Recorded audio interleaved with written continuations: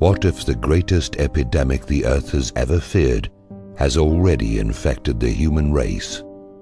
What if human beings have been deceived into believing that fear is love, that war is peace, and that slavery is freedom?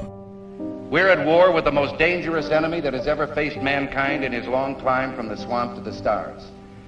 And it's been said if we lose that war, and in so doing lose this way of freedom of ours, history will record with the greatest astonishment that those who had the most to lose did the least to prevent its happening. Well, I think it's time we ask ourselves if we still know the freedoms that were intended for us by the founding fathers. Somewhere a perversion has taken place. Our natural unalienable rights are now considered to be a dispensation of government, and freedom has never been so fragile, so close to slipping from our grasp as it is at this moment. Whether we believe in our capacity for self-government or whether we abandon the American Revolution and confess that a little intellectual elite in a far distant capital can plan our lives for us better than we can plan them ourselves, you and I have a rendezvous with destiny. We'll preserve for our children this, the last best hope of man on earth, or we'll sentence them to take the last step into 1,000 years of darkness. This is the story of your enslavement, how it happened, and how you can finally regain your freedom. This is Aldous Huxley, a man haunted by a vision of hell on earth. A searing social critic, Mr. Huxley, 27 years ago, wrote Brave New World, a novel that predicted that someday the entire world would live under a frightful dictatorship. Today, Mr. Huxley says that his fictional world of horror is probably just around the corner for all of us. Mr. Huxley, in your new essays, you state that these various enemies of freedom are pushing us toward a real-life brave new world, and you say that it's awaiting us just around the corner. First of all, can you detail for us what life in this brave new world which you fear so much, what life might be like? Well, to start with, I think this kind of the dictatorship of the future, I think will be very unlike the dictatorships which we've been familiar with in the immediate past. I mean, take another book prophesying the future, which was a very remarkable book, George Orwell's 1984. Well, this book was written at the height of the Stalinist regime and just after the Hitler regime. And there he foresaw a dictatorship using entirely the methods of terror, the methods of physical violence. Now, I think what is going to happen in the future is the dictators will find, as the old saying goes, that you can do everything with bayonets except sit on them. That if you want to preserve your power indefinitely, you have to get the consent of the ruled. And this they will do partly by drugs, as I foresaw in Brave New World, partly by these new techniques of propaganda. They will do it by bypassing the sort of rational side of man and appealing to his subconscious and his deeper emotions and his physiology even, and so making him actually love his slavery. I mean, I think this is the danger, that actually people may be in some ways happy under the new regime. If you want to preserve your power indefinitely, you have to get consent. You have to get consent. You have to get consent.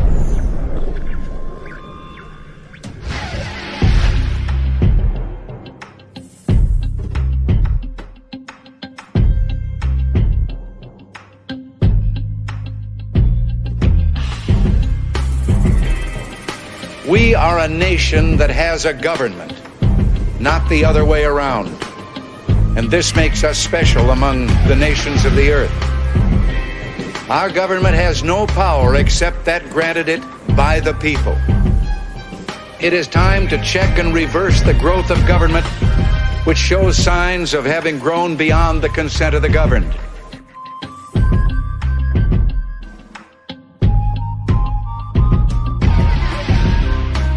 The doctrine of natural rights was most prominently laid out by Thomas Jefferson in the Declaration of Independence right at the beginning of the document. We hold these truths to be self-evident, he wrote, that all men are created equal and that they are endowed by their Creator with certain unalienable rights, that among these are life, liberty, and the pursuit of happiness. This is probably the most famous phrase in the English language.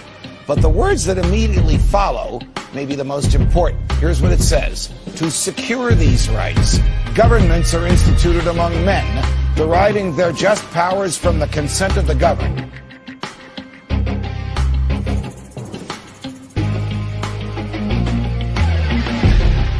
What does the word consent mean? Exactly. So what happens when you don't agree? What just happened to their authority? Gone.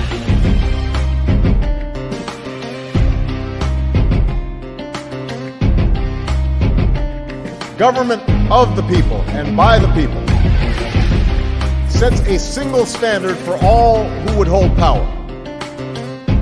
You must maintain your power through consent, not coercion. Consent, consent, not coercion, not coercion, not coercion, not coercion.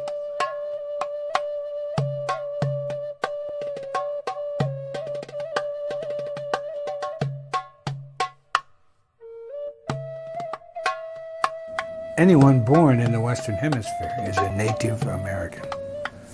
I'm an Oglala Lakota from the Pine Ridge Sioux Indian Reservation, which is still designated in the Defense Department as prisoner of war camp number 44. You see, Indian people, we don't have any rights, any constitutional protections on the reservation whatsoever. No freedom of speech. No privacy. Well, you Americans are in the same boat.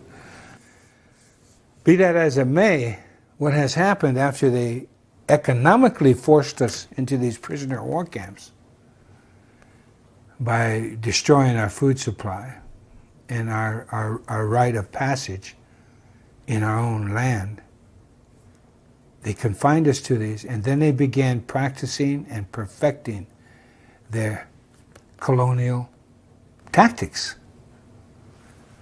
What has happened is now America, because of the irresponsibility of your forebears and the irresponsibility of yourselves, you are now on one huge Indian reservation.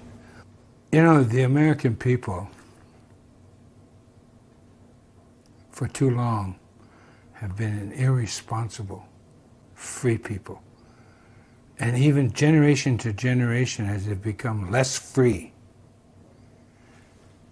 they don't recognize it.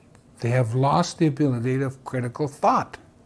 In order to regain critical thought, all you have to do is read your Constitution and then look at the laws that govern you, especially from the federal perspective. It's unconscionable to allow your freedoms to be taken away decade after decade after decade.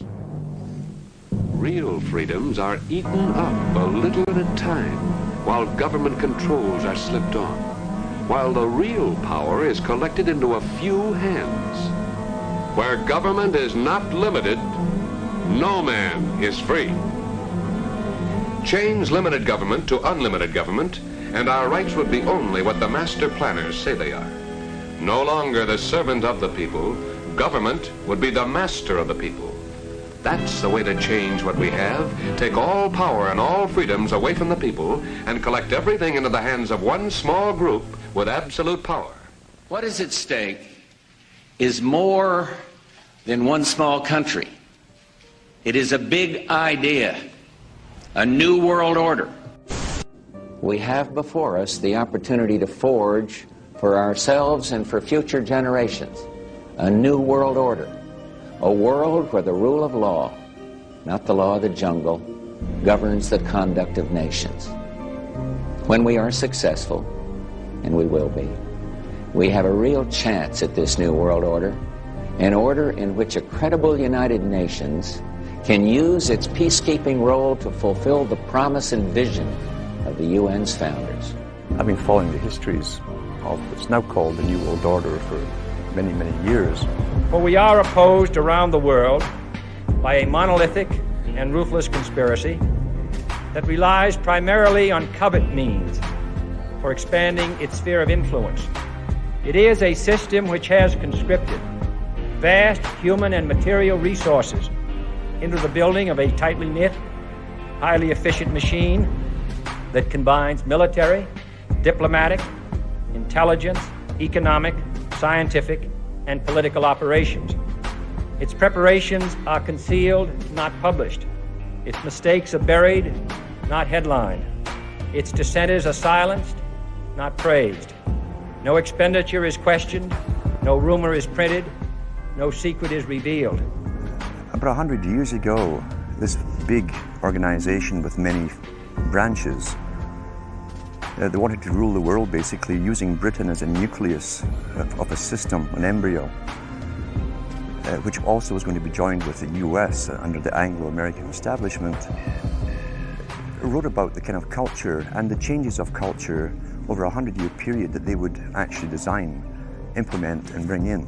But if you can get people to consent to the state of affairs in which they are living, the state of servitude, the state of being, having their differences ironed out and being made amenable to mass production methods on the social level, if you can do this, then you are likely to have a much more stable and much more lasting society, a much more easily controllable society than you would if you were relying wholly on clubs and firing squads and concentration camps. Do you think it's possible somewhere down the road to see a North American Union that might merge into some sort of a global governing body?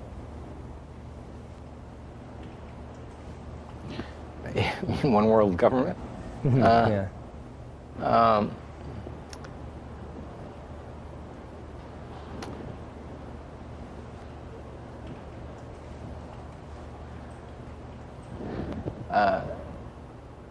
The goal of this web is to change society in every country to create a global fascist communist dictatorship based on a world government that would dictate to every country, a world central bank that would dictate all world finance in every country, a world currency, just electronic, not cash, a single world currency, a world army to impose the will of the world government, and a microchip population, which people absolutely laughed at when I came out with that, I don't know, 15 years ago or more, but no, they're not laughing anything like so much now because all these things are starting to happen. In 1965, David Rockefeller gave a speech to the International Industrial Conference in San Francisco, where he said, "We have entered upon an era in which interdisciplinary cooperation on a worldwide basis must be the cornerstone of accomplishment. Each of us has the duty to fashion his own contribution to fit the grand design of a global community. For many of us, the marketplace of tomorrow will be no less than this whole planet of Earth. What we do will manifest itself in ways that we cannot foretell, and it will have an unforeseen impact upon individual lives and whole societies. What we are is God's gift to man. What we become is man's gift to God." These boys tend to publish the world that they saw coming into view, and they wrote it in their own hand, basically. They told us where they were taking the world. And when you start studying these things about the age of 14, 15, or even younger, and reading their books, and you live long enough, you will see that the world has turned out exactly as they planned. This can't be coincidence. And who can really write up a wish list and make it happen globally, unless there is an organization very, very powerful, probably the only organization really on the planet, an organization that can fund all sides, all oppositions, and using this synthesis of conflicting parties, they can literally make the world come into view as they planned. You are an old man who thinks in terms of nations and peoples. There are no nations. There are no peoples. There are no Russians. There are no Arabs. There are no third worlds. There is no West. There is only one holistic system of systems. One vast and immane, interwoven, interacting, multivariate, multinational dominion of dollars. It is the international system of currency which determines the totality of life on this planet. That is the natural order of things today. You get up on your little 21-inch screen and howl about America and democracy. There is no America. There is no democracy. We no longer live in a world of nations and ideologies, Mr. Beale. The world is a college of corporations, inexorably determined by the immutable bylaws of business. The world is a business, Mr. Beale. It has been since man crawled out of the slime. And our children will live, Mr. Beale, to see that perfect world in which there's no war or famine, oppression or brutality. One vast and ecumenical holding company for whom all men will work to serve a common profit, in which all men will hold a share of stock, all necessities provided, all anxieties tranquilized, all boredom amused. Manufacturing consent. What is that title meant to describe? Well, the title is actually borrowed from a book by Walter Lippmann, written back around 1921, in which he described what he called the manufacture of consent as a revolution in the practice of democracy. What it amounts to is a technique of control. And he said this was useful and necessary because the common interests, the general concerns of all people, elude the public. The public just isn't up to dealing with them, and they have to be the domain of what he called a specialized class. Notice that that's the opposite of the standard view about democracy. There's a version of this expressed by the highly respected moralist and theologian Reinhold Niebuhr, who was very influential on contemporary policymakers. His view was that rationality belongs to the cool observer, but because of the stupidity of the average man, he follows not reason but faith. And this naive faith requires necessary illusion. CNN projects that Barack Obama will be re-elected President of the United States. He will remain in the White House for another 4 years because we project he will carry the state of Ohio. By carrying Ohio, he wins re-election. What we have to look at is the president is the chief executive officer of this corporation called the United States of America. What did you just say? The president is the chief executive officer of this corporation called the United States of America.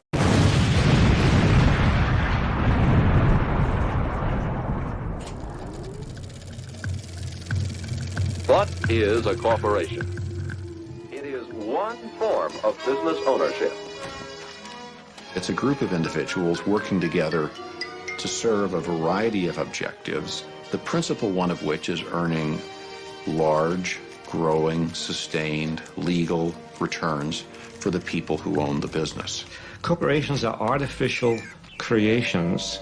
You might say they're monsters trying to devour as much profit as possible at anyone's expense.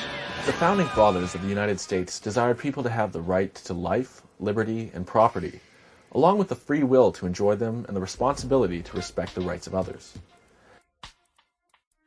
After fighting their revolution for freedom from colonialism, the founders were intelligent enough to retain a healthy fear of the similar threats posed by corporate power and wisely limited corporations exclusively to a business role. In the United States of America, up until around the mid to late 1800s, in order to create a company or corporation, you would have to go through the arduous process of earning a charter from a particular state, which was both limited in duration and function, needing to be renewed, but also subject to rules, regulations, and heavy taxes. They were also mandated to serve the public interest, with profit being the result to shareholders who were part of the public. If they exceeded their authority, when against their charter, or when against the public interest. A corporation's charter could be revoked, rendering it invalid, and essentially destroying it in the legal sense. The concept of corporate personhood came about around this time, which quickly gained popularity with business leaders. The 14th Amendment was passed at the end of the Civil War to give equal rights to black people. And therefore, it said no state can deprive any person of life, liberty, or property without due process of law. And that was intended to prevent the states from taking away life, liberty, or property from black people, as they had done for so much of our history. And what happens is the corporations come into court, and corporation lawyers are very clever, and they say, oh, you can't deprive a person of life, liberty, or property. We are a person. A corporation is a person. And the Supreme Court goes along with that. Everybody makes a mistake once in a while. Well, maybe you better incorporate the store. Incorporate? Yes, incorporating would give you the big advantage of what you want right now. Limited liability. Look, here's how it works. You start with a group of people who want to invest their money in a company. Then these people apply for a charter as a corporation. The state government issues a charter to that corporation.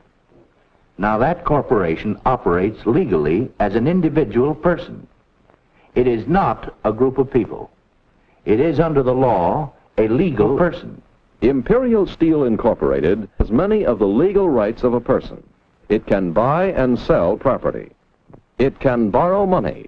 It can sue in court and be sued. It carries on a business. Imperial Steel, along with thousands of other legal persons, is a part of our daily living. It is a member of our society. In '47, they wrote a letters patent creating the Office of Governor General. The Governor General is the head of this country. Governor General's Act. You go to a Canadian government website and you can actually look up the acts. Okay, you look up the Governor General's Act. And in there, Clause 1, or Clause 2 says, the Governor General of Canada or other Chief Executive Officer, CEO, CEOs are for companies, or administrator carrying on the Government of Canada on behalf and in the name of the sovereign, by whatever title designated is a corporation sole. Okay, a corporation sole is a corporation, except there's only one individual that holds that title or owns that corporation. Corporation soles actually are used all over the place. The Pope, the office of the Pope is a corporation sole. The office of the King is a corporation sole. The Governor General, Lieutenant Governors, the Catholic Church, all of their bishops and archbishops and cardinals, they all hold corporation soles. Take a look at the U.S. Securities and Exchange Commission. You type in the word Canada, it's listed there. Canada actually has to file with the U.S. Securities and Exchange Commission every year. On the Security Exchange Commission in New York, you will find that Canada is registered as a corporation. This corporation lists income tax payments as a stream of revenue for them, and they advertise this, they publish this information. The United Kingdom is a corporation. Now, up till February of last year, it was United Kingdom PLC. In February, and it's dissolved, and they've never, ever published their accounts. If you want to check that out, go on Companies House, because it's there. On Dun & Bradstreet, they're now registered as United Kingdom Corporation Limited. We'll go to Republican. Marty is joining us from California. Go ahead, Marty. Yes, sir. I was wondering if you were aware of the Act of 1871. I'm not aware of any particular act in 1871. Is there something that you're referring to in particular? With no constitutional authority to do so, Congress created a separate form of government for the District of Columbia. It took our organic constitution and replaced it with a corporate constitution. So America is not even a country; it's a corporation, and that's what this health care is about. control of our schools, our food, everything, every control aspect of our life is under this. And people need to wake up. This is not a bill for the people. This is not even a country, and people need to look into this. This is a corporation. The United States is a corporation, and it's all for the corporations. Mr. Brown. I wasn't around in 1871, so I'm not deeply familiar with what the caller is referring to or the issue of whether or not we're a corporation. So how did we get into this mess? When we were being formed as colonies, it took a lot of money to get all the supplies and ships and everything over here to form the 13 colonies. British bankers and the British Crown put up a lot of dough. Well, they were happy to put up the dough because as long as they owned the colonies, they knew that the resources of this over here would pay them back a very good return on their investment. But when we broke away from them, now they had no return on their investment, and they had a legitimate claim of debt against us. If we weren't going to be theirs anymore, we needed to repay them for what they had invested to get the colony started. It was a legitimate debt that we owed when we were formed. There are sentences in the Constitution that read that the debts under the Confederacy are continued under this Constitution. So the Constitution is also an agreement of debt to the British and to the French, because we asked the French to help us defeat the British, and they wanted to be paid back for their military expenditures. So we basically were broke when we became a country, and what we didn't know, or I didn't know, is that the bank note when other countries loan to a country is a 70-year note. So the 70-year note comes due when Lincoln is president. They don't have the money under Lincoln to pay off the note. So Lincoln doesn't want to give the public lands of the 13 colonies and the public lands of the Louisiana Purchase back to the Europeans in a foreclosure. He'd rather have that not happen on his watch. So he says to the European bankers, can we renegotiate the loan? And they said, well, we might do that, but we're going to want some upfront money, we're going to want better terms, and we're going to want more collateral. Under Lincoln, there were now 34 republics, many of which were not, part of the original 13, weren't part of the Louisiana Purchase. And he went to them because what the European bankers wanted was they wanted the public lands of all 34 republics to be held as collateral against the new national debt for the next 70 years. Well, when the southern states heard that they were being asked to do this in a war that they hadn't fought in for collateral to bankers, and they didn't like the terms, they basically said we're not going to do it, and they seceded. The real reason for the Civil War and the secession of the states was over the collateralizing of the public lands of those republics. Slavery might have been an issue and various other things. State rights was involved in it, but it was really over the collateralizing of the public lands, and they weren't going to do it. They were done. They were done being pushed around by basically the international bankers. And they decided to leave the Union. And they had every right to do that because they were sovereign individual nation states. They had the right to leave or break the contract because that's what the Constitution was. They call it a compact, but ultimately it was just a contract between the states. When the southern states walked out of Congress on March 27, 1861, the quorum to conduct business under the Constitution was lost.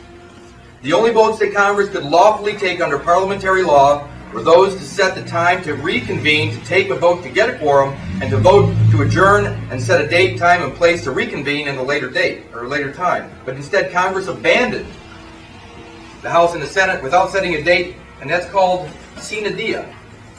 Now Lincoln has a problem. He no longer has a quorum to convene Congress. He can't renegotiate the loan because he has no power to pass any laws. Congress actually ceased to exist.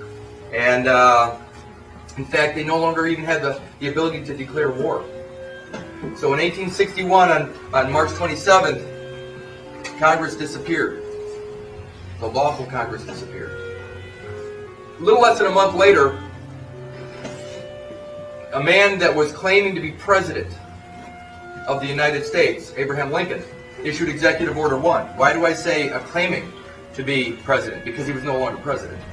When the contract called the Constitution ceased to exist, so did the United States. The United States only existed because of that contract, because of the Constitution. So Abraham Lincoln issues Executive Order 1. And what he did was he established a martial rule, basically, over the federal territories. They found a way to actually take back control of all territories, or at least the federal territories. And that's what Abraham Lincoln did on April 15th. Now, everybody knows what April 15th is today. Yeah. It's the day you guys all pay your taxes. 1863, Abraham Lincoln issues the Lieber Code, General Orders 100. What is that? Well, go home, Google it, and then you'll start reading about your government. The General Orders 100, the Lieber Code, is the government we're living under. Remember, the Constitution disappeared in 1861. But in 1863, they needed some way to govern the territories, the federal territories. And they did that through General Orders 100. Go home, look up the Lieber Code, that's L-E-I-B-E-R, the Lieber Code, or General Orders 100. Look it up, and you will see your government. You'll actually read it and go, wow, you know what, there's more things going on in here than I thought. It's a military government. Remember this, the dictatorship was established in 1861. Because there was no true Congress, and there was no president. Also in 1863, the Supreme Court was abolished. Why would they need a Supreme Court when there was no Constitution? The Article 3 judiciary didn't exist anymore, so why should they pretend they need the Supreme Court? They reestablished a new Supreme Court in the District of Columbia that they controlled completely. But it's not the same Supreme Court. In 1865, the second 13th Amendment was created. Why? Because the first 13th Amendment was the amendment that didn't allow attorneys to hold office. You couldn't have a title of nobility with the original 13th Amendment. That was still part of the original organic Constitution. What did they replace it with? In 1865, the one that everybody talks about being so good. It was the freeing of the slaves. That's what they say. No, that's not what happened. The 13th Amendment was not about freeing slaves. It was about creating a government where voluntary servitude was a possibility. In 1870, the 15th Amendment was passed. What amendment is that? That's the amendment to the legal right to vote. Legal right, not lawful, legal right to vote. What did they do? They made it so you had to register to vote to participate in their legal system. Did you need to register prior to that? No. You actually had a right to participate. Now you had to register. In fact, what did they say? Voting is a privilege. It is. It's not a right. It's a privilege in their world. And they've made it a privilege. And you know what? What can you do with a privilege that you can't do with a right? Take it away. Also in 1870, something really important happened. The Department of Justice was created. Why? Because there was no Article 3 judiciary. They needed some semblance of law. But it says Department of Justice. Under what does the Department of Justice fall? The executive. The executive branch. It's a department under the executive branch. So who's in control of the legal system? The president. The dictator. This is pretty sad stuff. That was in 1870. And ultimately, who's the top law enforcement officer in their system? The Attorney General? The Attorney General, right? In the Department of Justice? Yeah. Okay. So it doesn't have anything to do with the Supreme Court or anything like that? No, it's the Attorney General. In 1871, then, a new private municipal corporation was created under the Organic Act. And this new private municipal corporation had a charter, a document of incorporation. And that was called the Constitution of the United States of America. It's a private corporate charter. This is not the Article 6 Constitution that says this Constitution, the one that was written in 1789. It was the Constitution that was assembled and put together in 1871. It's not this Constitution that they speak of in Article 6 of the Constitution, the original Constitution. It's a Constitution that resembles this Constitution. When they said this Constitution in Article 6, what are they saying? They're saying this moment in time, this Constitution. It's not a living document. It is very specific. The one they have now is living, because they can change it up and do whatever they want. And very soon they will. In the 1870s, that's when Congress started giving the banks the right to rule. They start stripping away your freedoms by developing the corporation. You know, a piece of paper. A piece of paper. And of course, you go on to 1913 and the beginning of the 20th century. That's when they officially gave away the power of our economy to the banks. By the early 20th century, the U.S. had already implemented and removed a few central banking systems, which were swindled into place by ruthless banking interests.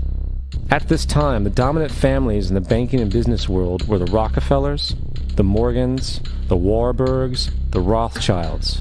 And in the early 1900s, they sought to push, once again, legislation to create another central bank. So what is a central bank? A central bank is an institution that produces the currency of an entire nation. Based on historical precedent, two specific powers are inherent in central banking practice: the control of interest rates and the control of the money supply, or inflation. The central bank does not simply supply a government's economy with money, it loans it to them at interest. Then, through the use of increasing and decreasing the supply of money, the central bank regulates the value of the currency being issued. It is critical to understand that the entire structure of this system can only produce one thing in the long run: debt. It doesn't take a lot of ingenuity to figure this scam out. For every single dollar produced by the central bank is loaned at interest. That means every single dollar produced is actually the dollar plus a certain percent of debt based on that dollar. And since the central bank has the monopoly over the production of the currency for the entire country, and they loan each dollar out with immediate debt attached to it, where does the money to pay for the debt come from? It can only come from the central bank again, which means the central bank has to perpetually increase its money supply to temporarily cover the outstanding debt created, which in turn, since that new money is loaned out at interest as well, creates even more debt. The end result of this system without fail is slavery, for it is impossible for the government and thus the public to ever come out of the self-generating debt. In 1910, a secret meeting was held at a J.P. Morgan estate on Jekyll Island off the coast of Georgia. It was there that the central banking bill called the Federal Reserve Act was written. This legislation was written by bankers, not lawmakers. This meeting was so secretive, so concealed from government and public knowledge that the 10 or so figures who attended disguised their names when en route to the island. After this bill was constructed, it was then handed over to their political frontman, Senator Nelson Aldrich, to push through Congress. And in 1913, with heavy political sponsorship by the bankers, Woodrow Wilson became president, having already agreed to sign the Federal Reserve Act in exchange for campaign support. And 2 days before Christmas, when most of Congress was at home with their families, the Federal Reserve Act was voted in, and Wilson in turn made it law. Certainly, over the course of its history, the Federal Reserve has caused a lot of problems. For example, right after it was created, it caused the Great Depression. And on Thursday, October 24th, Black Thursday, collective insanity put in an appearance. In just a few hours, 13 million stocks were suddenly dumped on the market by panic-stricken shareholders who didn't even know at what price they'd sold their shares. After 3 years of intense speculation, Wall Street crashed. And no one was in a position to decide to close the stock market. The president of Wall Street was on vacation in Hawaii.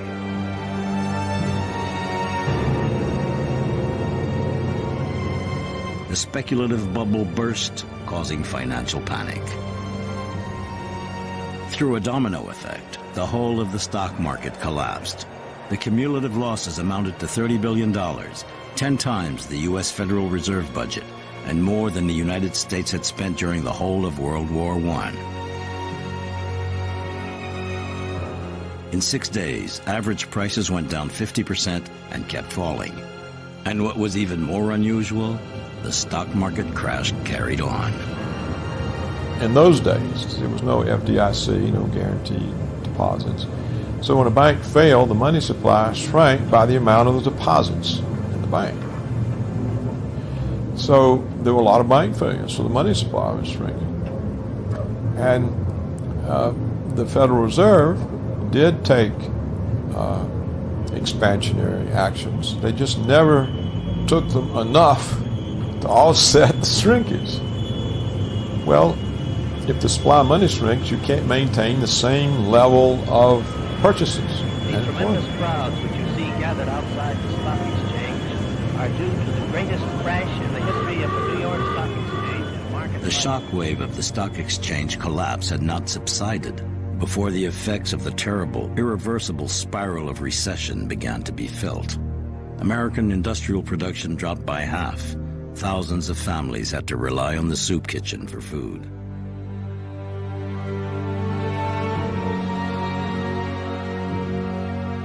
America's sturdiest strongholds collapsed after the Wall Street crash. It was in stark contrast to the recent period of rapid growth. 1 worker in 5 was unemployed. The population seemed anesthetized. In New York, where every month 17,000 families were put on the streets, hundreds of thousands of unemployed, including many white-collar workers, struggled to survive, trudging through the cold for hours just to get a bowl of soup and a piece of bread. I pledge myself to a new deal for the American people.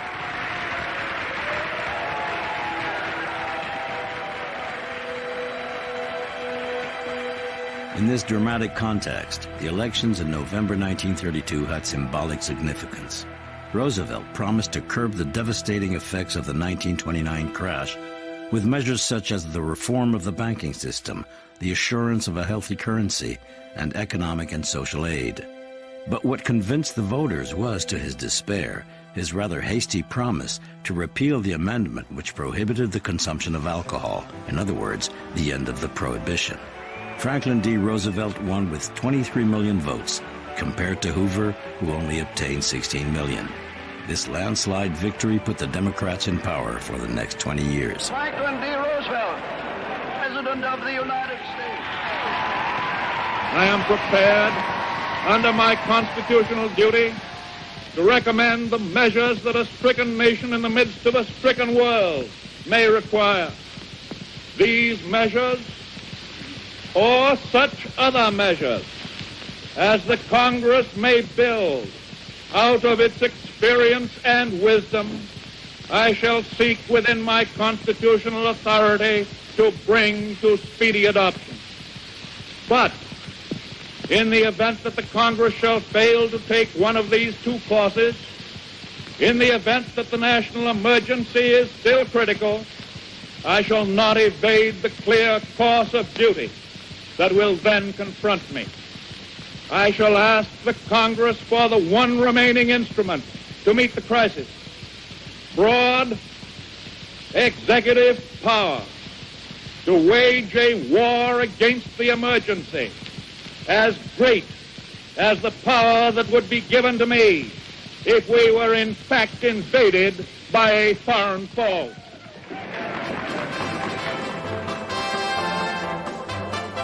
Preceded by a big show, Roosevelt launched his program to fight the effects of the Great Depression and to give a new boost to the American economy, which had been ravaged since the 1929 stock market crash. $5 billion were allocated to fight unemployment. Over 3 million Americans were hired, rising to 8 million 2 years later. Roosevelt had 15 key laws passed. He established a system of social welfare, pensions, unemployment benefit. He outlawed child labor, discrimination against hiring blacks and women, and he introduced a minimum wage. A few timid people who fear progress will try to give you new and strange names for what we are doing. Sometimes they will call it fascism, and sometimes communism, and sometimes regimentation, and sometimes socialism. But in so doing, they are trying to make very complex and theoretical something that is really very simple. Hitler has often protested that his plans for conquest do not extend across the Atlantic Ocean, but his submarines and raiders prove otherwise. And so does the entire design of his new world order.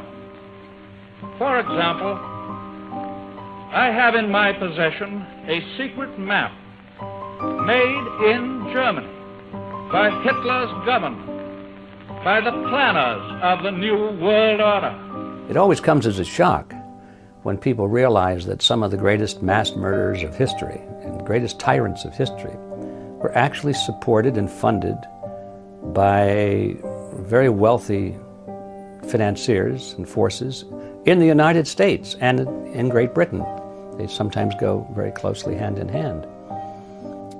Everybody knows about the rise of Hitler, but they don't realize that the Nazi Party was funded by many of the banking dynasties that still exist in the United States. They funded him, the large corporations. They went into partnership with some of the German corporations. They called it IG Farben. It was a cartel. And they put up tremendous amounts of money as investment into the Nazi war machine. Hitler had a dream that his big business should dominate the world. He called his dream the New Order. Foreign big business was weakened during the war, and today American big business is the strongest. And they have a dream to dominate the world. With the rise and fall of the Third Reich, Europe lay in ruins.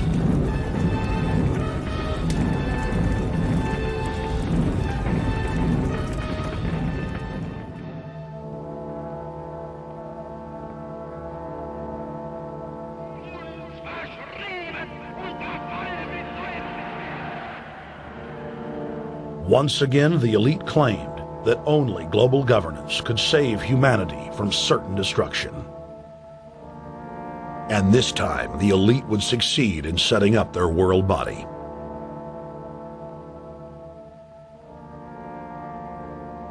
In April of 1945, at the Presidio Naval Base in San Francisco, the United Nations was founded by the victors of World War II. The United Nations complex was then built in New York City on land donated by John D. Rockefeller. The Royal Institute for International Affairs, which has branches in every country in the world, they set up the United Nations.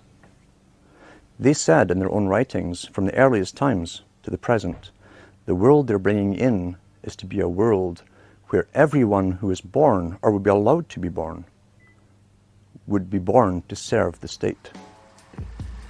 In the early 1900s, Colonel Edward Mandell House had this to say in a private meeting with President Woodrow Wilson. Soon every American will be required to register their biological property in a national system designed to keep track of the people, and that will operate under the ancient system of pledging. By such methodology, we can compel people to submit to our agenda, which will affect our security as a chargeback for our fiat paper currency. Every American will be forced to register or suffer being unable to work and earn a living. They will be our chattel, and we will hold their security interest over them forever by operation of the law merchant under the scheme of secured transactions. Americans, by unknowingly or unwittingly delivering the bill of ladings to us, will be rendered bankrupt and insolvent. forever to remain economic slaves through taxation, secured by their own pledges. They will be stripped of their rights and given a commercial value designed to make us a profit, and they will be none the wiser. For not one man in a million could ever figure out our plans, and if by accident one or two should figure it out, we have in our arsenal plausible deniability. After all, this is the only logical way to fund government, by floating liens and debt to the registrants in the form of benefits and privileges. This will inevitably reap to us huge profits beyond our wildest expectations, and leave every American a contributor to this fraud, which we will call social insurance. Without realizing it, every American will insure us for any loss we may incur, and in this manner, every American will unknowingly be our servant, however begrudgingly. The people will become helpless and without any hope for their redemption, and we will employ the high office of the President of our dummy corporation to foment this plot against America. If I was to ask you, how do you define person, what would the normal definition out in our community be for that word? Human being. And if we take a look at the dictionary, it says a human being regarded as an individual. That's what we would normally view the word person to be. In law, okay, now we're using their words. Whenever you're dealing with corporations and the government and all that kind of stuff, person means an individual or incorporated group having certain legal rights and responsibilities. Not a human being regarded as an individual, but as an individual or corporation. So they actually said, compare artificial person and natural person. So I did. So I looked it up and I compared them. Artificial person, a legal entity, not a human being. Natural person, a natural person is a human being that has the capacity for rights and duties. We, as sovereign human beings, are a higher life form than a corporation.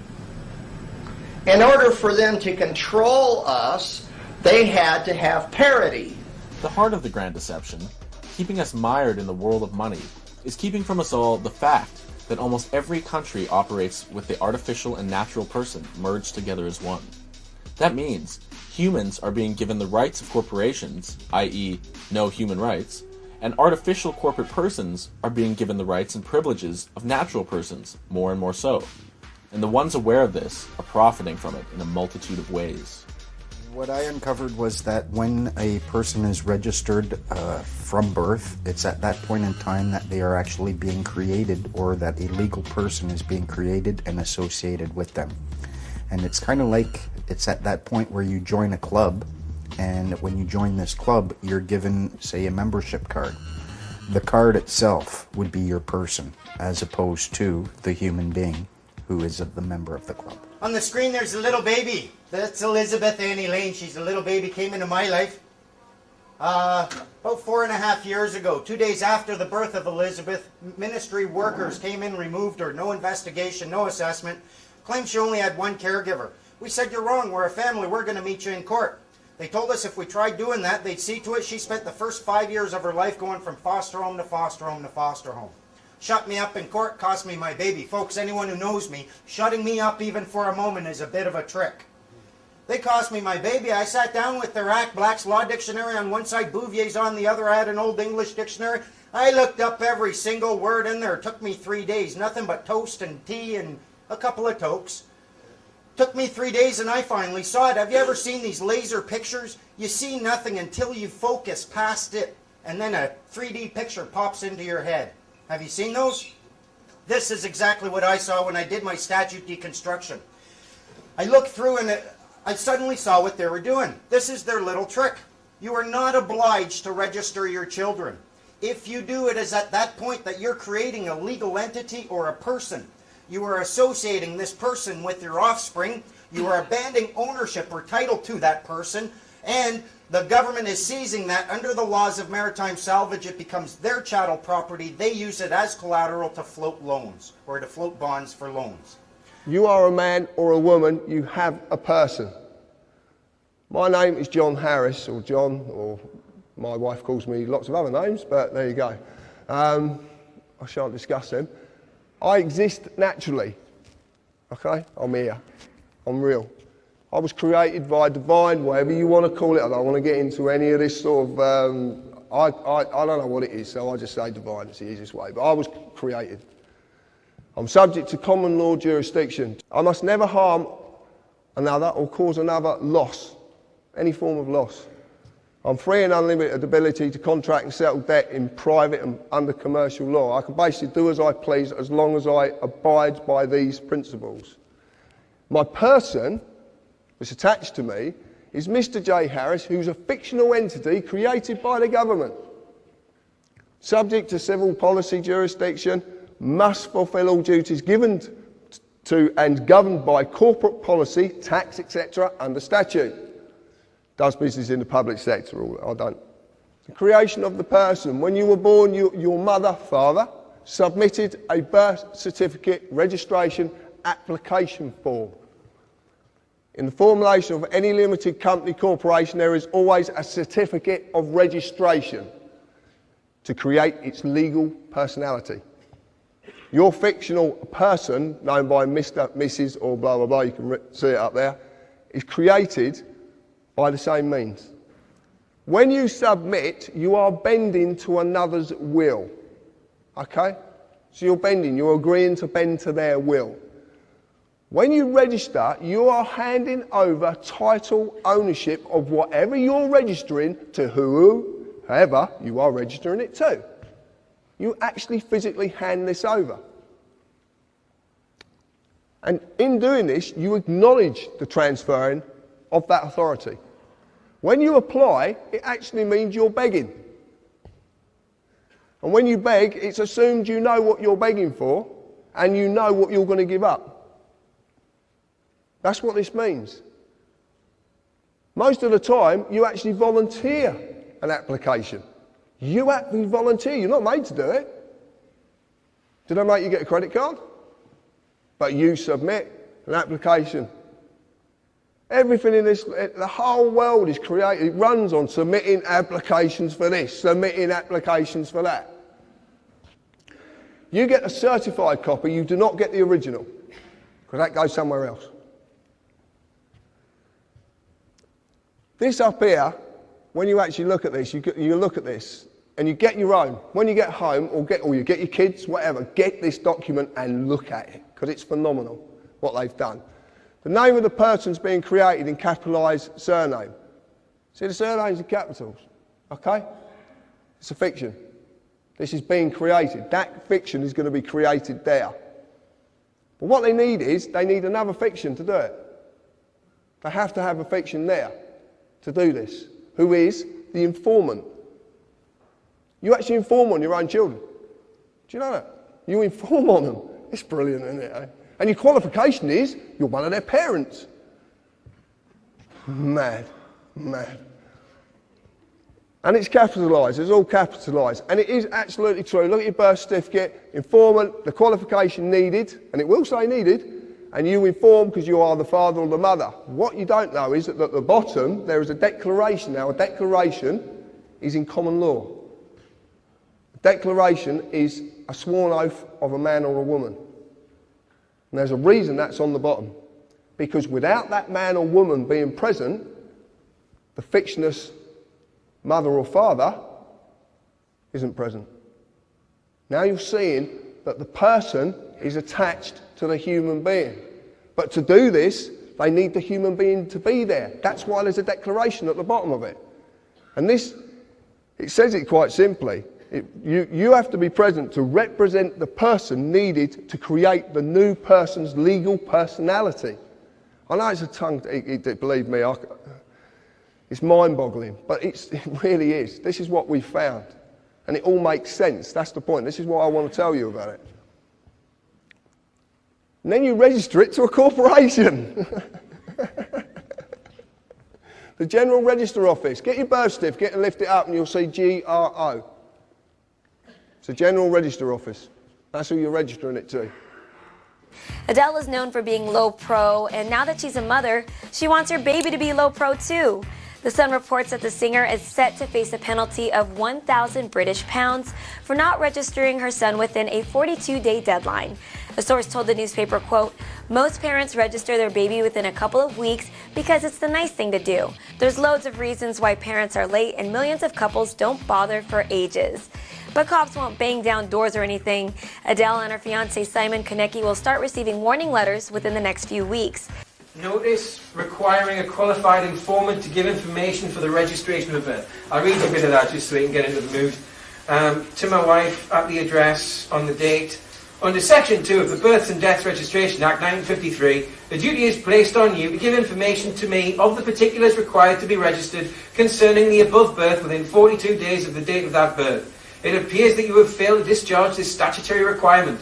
Now, therefore, in pursuance of the above Act, I hereby give you notice and require you to attend personally the Register Office, Civic Centre, Newcastle, on the date, to give information to the best of your knowledge and belief of the particulars required to be registered concerning the birth and to sign the register. I shall be in attendance at the place appointed on the following days at the following times. List of dates when the registrar is available for the meeting. If you fail to comply with this requisition, you will be liable for prosecution. And then just the bollocks on the bottom, reiterating the same. It's a punishable offence to disobey this statute, etc., etc. So that's what prompted the conversation, and this is what we said. Declaration of denial of consent to register children, strictly private and confidential. We, the authorised representatives for the legal persons, my name and my wife's name, do hereby declare that the following is a verified plain statement of the facts as we perceive them. Let it be known by all concerned, interested and affected parties that 1.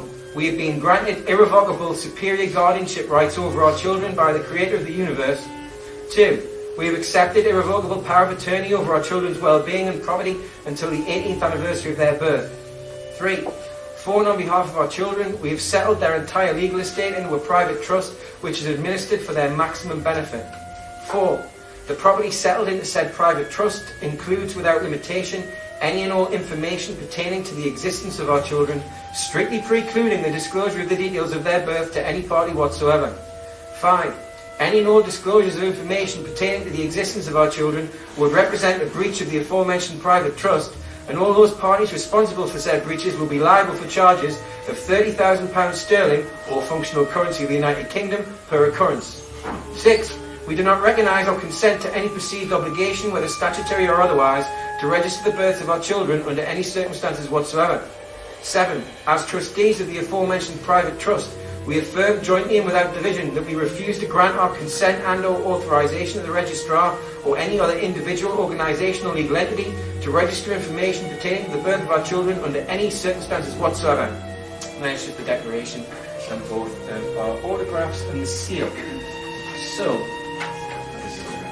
now, what would you imagine happened after we sent the hat?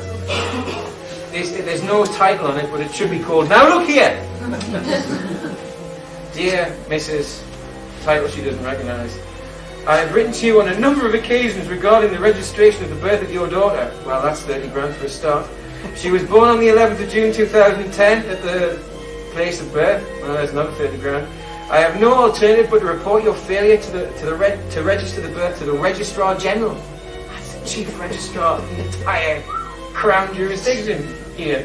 I have been instructed by him to send you a further requisition which is duly enclosed. They sent a repeat of the one I just read you.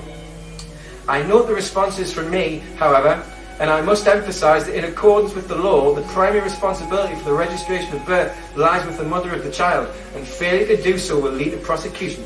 Threatening my wife, trying to get to her, trying to say, well, no, he's going to get you into trouble. Please contact this office immediately with a view to making a convenient appointment. Telephone number is blah blah blah. I urge you to respond in a positive manner to this request, as your daughter will face considerable difficulties in the future if she does not have a birth certificate. I look forward to seeing you in the near future. Signed by the registration officer. So, I wrote. Well, I was ready with a conditional acceptance. And the terms of this conditional acceptance would basically prove that we weren't granted the things that we were granted, that we acknowledge in the declaration that I just read you. Prove that there's a benefit in registering for our daughter, and prove that we have consented to for the statutory authority that you claim over us. Of course they couldn't do it. They couldn't do it. Now, I also pointed out to them that in the unlikely event that we were found guilty of giving them the information that they are requisitioning from us, they would be liable for the charges that had already been levied. But if we were found guilty by a competent court, we would be more than happy to pay the fine of £2 per occurrence. They didn't write back after that. I was raised to respect authority, follow authority, and do as they say. And I think most people are brought up that way. What I've learned, though, is that authority is based 100% on our consent to being governed. And I found a Supreme Court ruling that says that the consent of the governed is a foundational principle of democracy. Now, what's consent? Does that imply that you have a choice whether you're going to agree to that or not? And I would suggest that the answer is yes. So we all have free will choice to consent to being governed. When we do that, then we've given them permission to use their authority over us. So when we used our free will to apply for or register for something, we gave them permission to create a corporation to interact between the man and the system. And it's that corporation that the system acts upon. But because we don't know who we are, we assume or we think that that is us. So when you take a look at your credit card or take a look at your driver's license or your birth certificate or any of that kind of stuff, a lot of people, and including myself, thought that that was actually me. And that's not true. So when the courts are acting upon it, all they can really act upon is the corporation.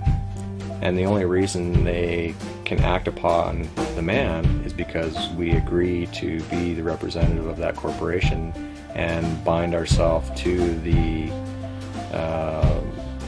terms and conditions of that agreement. But we can say no at any time. This is what they don't want you to know. You can actually just say no to them. Somewhere along the lines, we lost it. When we were kids, when you were a 5-year-old, a 7-year-old child, you had what it takes to say, no, you are not the boss of me. You're not the boss of me. Yes, I am. No, you're not. Yes, you are. But somewhere in high school, we've lost it so that now we're just, oh, everyone's the boss of me. The court, the government, every police officer. What happened so that we lost the ability to say, you're not the boss of me? I think they did it when they got everyone to become a government employee. And then that's this way, where normally they would be our servants and we would be in charge of them. They tricked us all into getting social insurance numbers. These numbers identify us as a government employee.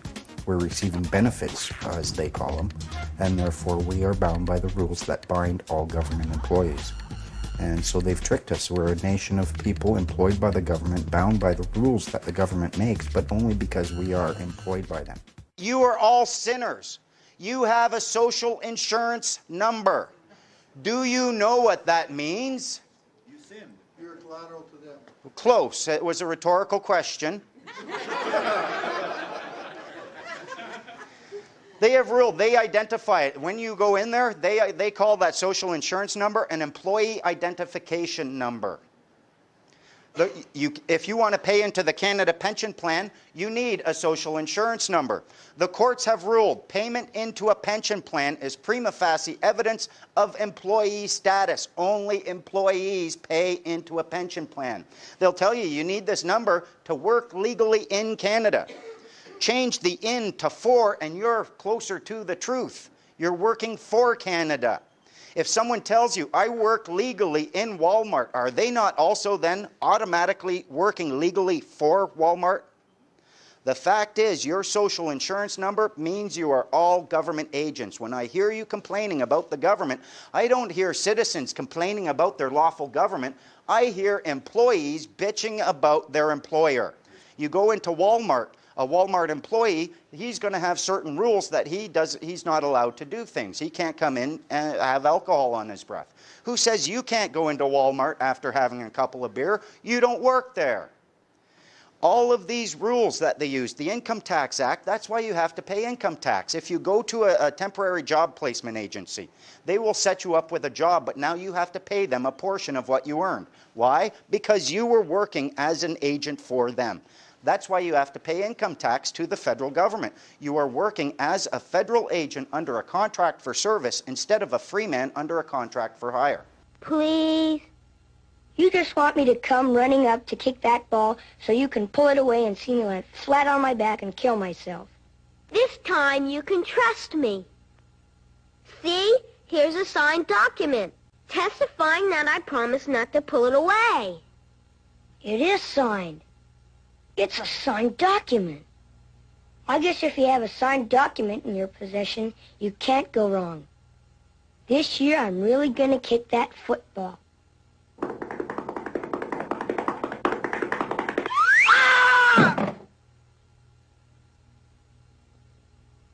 Peculiar thing about this document, it was never notarized. I've become tax exempt. I entered a process with HMRC where I proved beyond doubt administratively in a process without court, even though they were threatening me with court, if I didn't fill in 7 years worth of tax returns and pay their late filing penalties, they were going to take me to court and ask for a charging order against whatever property I have to repay this alleged debt.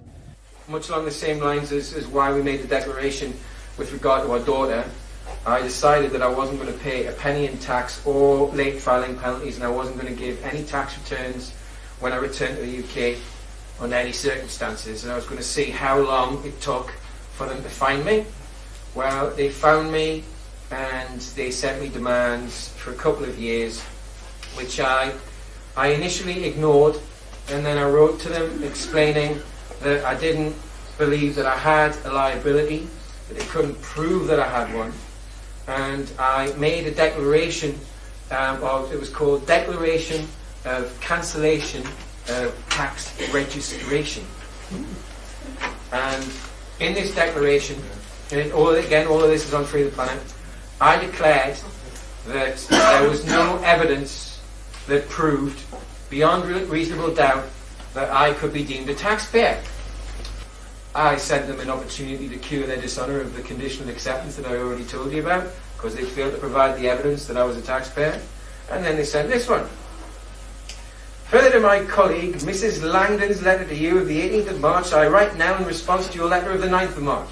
Initially, I would advise you that both the presumption and time deadline stated in the penultimate paragraph of your letter are not accepted, as I will explain. I am sure that you are as keen as I am to bring this matter to a swift conclusion. With this in mind, I will answer the points in your letter which are relevant to the matter in hand. This is the head of the Debt Management Office, by the way.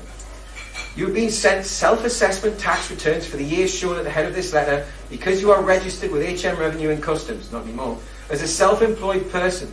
I can see that you have filled in self-assessment returns in the past, for example, for the years 2001 to 2, 2002 to 3, and 2003 to 4, in which you have completed a self-employment page describing your trade as variously, etc., etc. There is no indication on any of these returns that you have ceased self-employment, and this is why you correctly continue to be issued with returns. Because you have not completed or filed these returns, you have been charged penalties upon which interest continues to accrue. Furthermore, when a taxpayer fails to meet his obligation to file a return, HMRC has the power to raise a revenue determination to estimate the liability due and unpaid. This determination is recoverable in law and can only be superseded by filing the return. There is no right of appeal against a revenue determination. And there's the list of these.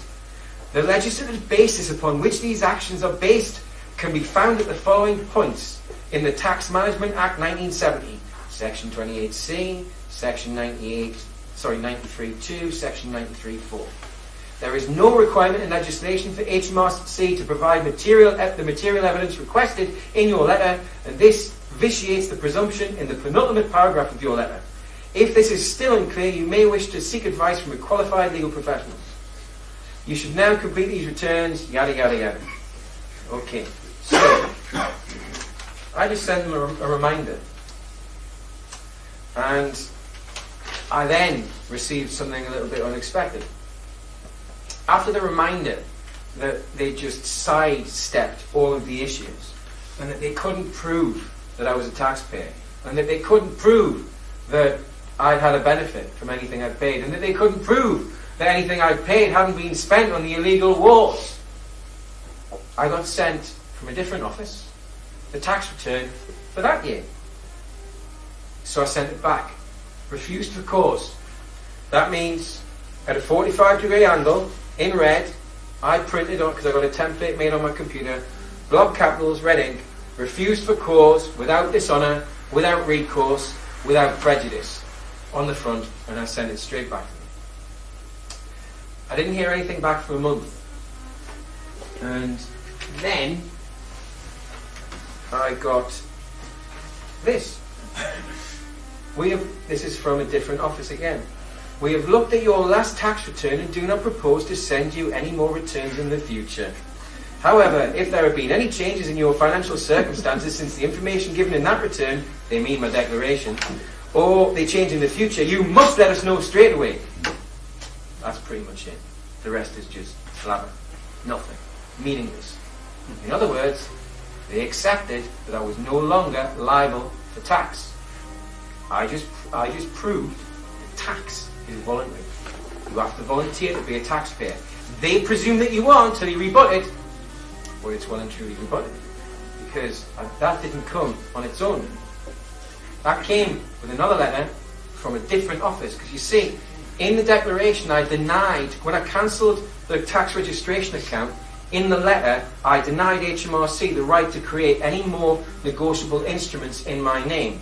And in the end, they backed down completely and they said they were no longer going to come after me for tax returns.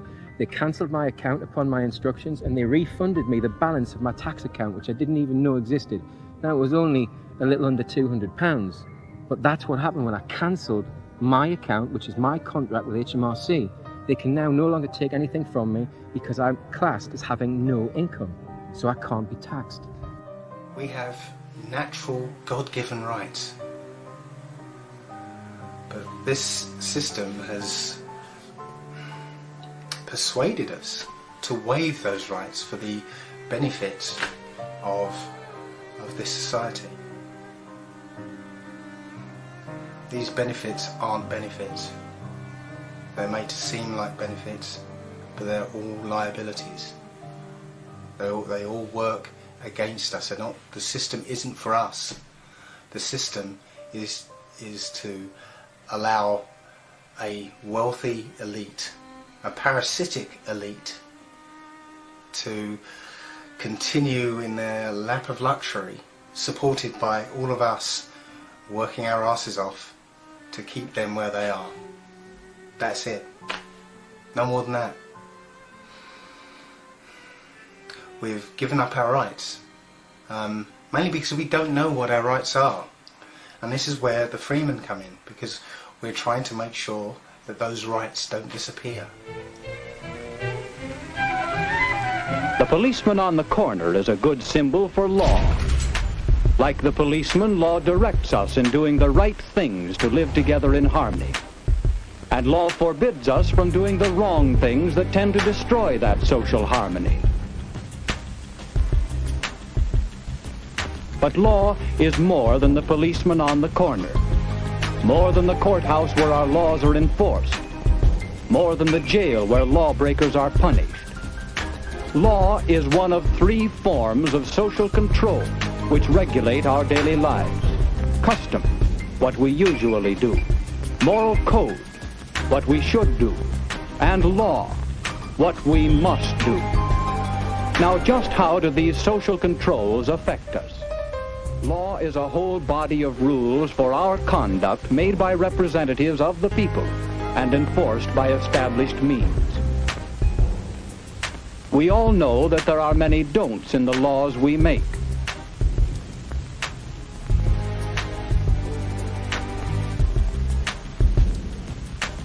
Law prohibits what the majority decide is wrong. Law directs what is agreed to be right. The town or city in which you live has laws which control you.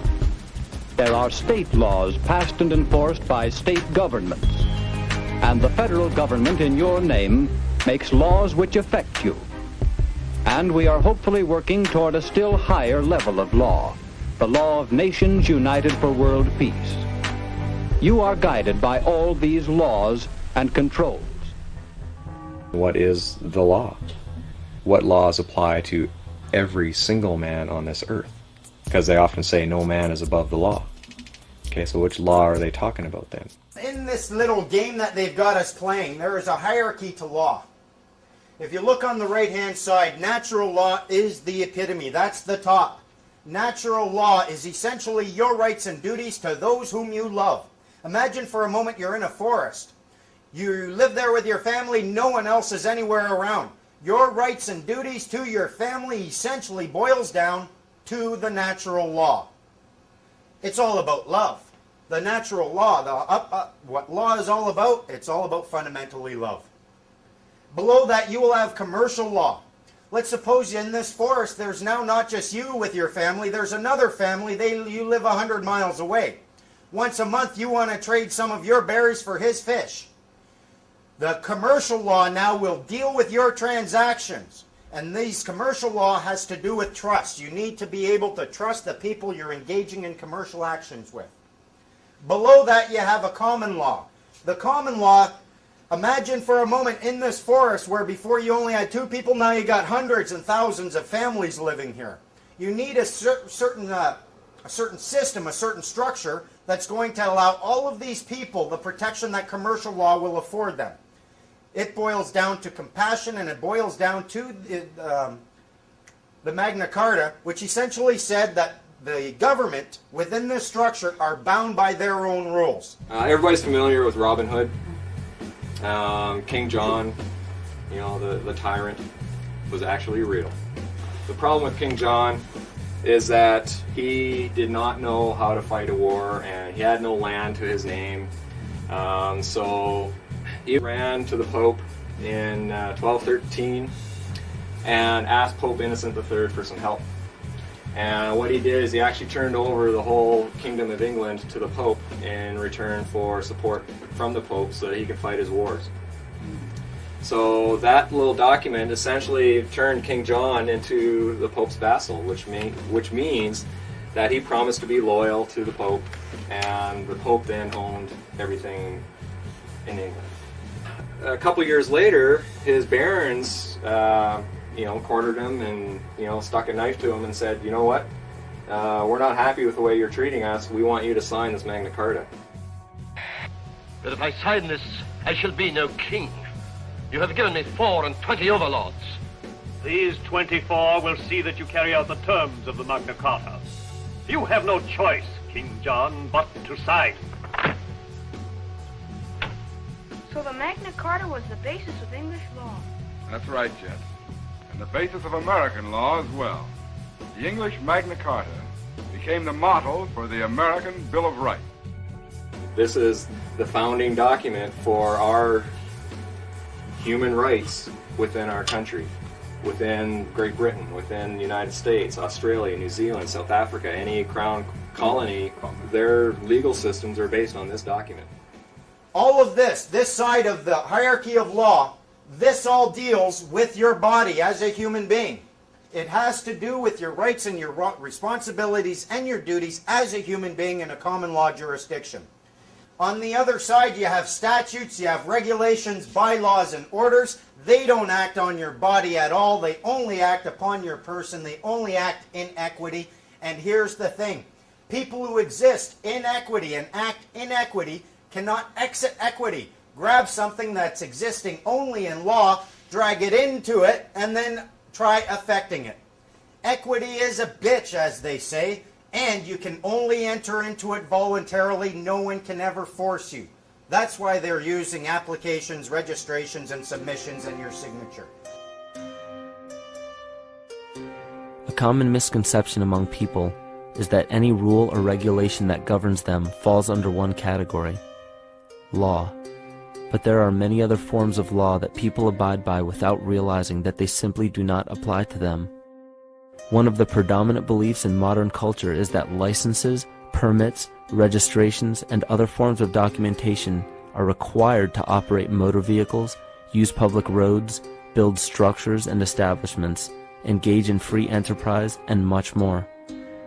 Sadly, these beliefs are based on little to no investigation whatsoever, and are false. Driver's licenses, vehicle registrations, auto insurance forms, building permits, gun permits, work permits, tax filing documents, birth and death certificates, traffic citations, and many other forms of documentation that were once believed to be absolutely necessary only apply to persons. The corporate employees must get a man or a woman to represent the person before a contract can be formed. That's absolutely true. They will ask you your name, they'll ask you your address. When they get your address, they've got joinder. Because there could be 100,000 John Harrises in England. They need that address to get joinder, so they can prove who you are. The second you do that, the human being has said, yes, I'm the person. Contract is an agreement between two or more persons that creates or modifies an existing relationship. Offer, consideration and acceptance must be there or exist for a contract to be made. So when we look at the word statute, and I like this one, a legislative rule of society given the force of law by the consent of the governed. And I ask you, please, if you could explain to me where in that definition taken from Black's Law Dictionary that says that statute is law. It's given the force of law, which means it will apply to you if you consent. What does the word consent mean? Exactly. So what happens when you don't agree? It isn't law. Can't be given the force of law. You read in the paper a new law has been passed.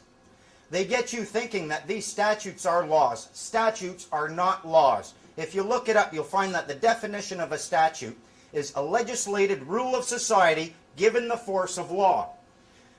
It's a law, it's a rule that has the force of law within a structured society because somebody gave it that force. Remember, we're all equal here. Who can give those words the force of law? Only you. You have decided to give those statutes the force of law within your societal structure. A society, if you look at the definition of that, it's a number of people joined by mutual consent to deliberate, determine, and act for a common goal. Your consent is required for any statute to have the force of law, and you can spot these. They'll have the word act right in the title. Point out the word act to any government agent asking or claiming authority over you. Say, what exactly does that word right there mean? And you will be 2 steps away from consent. Consent is not assent. You don't have to make a positive affirmation in order for them to achieve consent. Your silence and inaction will raise the appearance of consent. Consent can be achieved when you do nothing. A policeman, a human being, his duty under common law of this land is to serve and protect every individual in this land. You've heard Albert say this today. That is his duty. That is what he does his job for, to serve and protect and never, ever delay right or justice to any individual in this land. That's their job. They must uphold the common law. But they have a fiction attached to them called a police officer. Now, if you look at the word officer, it comes from the corporate world. What's a CEO? Chief Executive Officer. It's all officers. They're unbelievable. This man on my right is who enforces statutes on you. This man protects you. But the trouble is, the boys in blue, who I've got all the admiration in the world for, because I've got a lot of friends in the police force, don't know the difference. They don't know the difference anymore. And some of them didn't know the difference in the first place, because they're being told wrong. They're not being told about this bit, they're only being told about this bit. Some of the things that I do when I'm talking with a cop, first of all, I never give them, if they ask for my name, I say, well, legal or lawful, I want to know. And I don't have a legal one. You ask them, under what authority are you acting? If they try saying, I'm a cop, so what? Under what authority are you acting?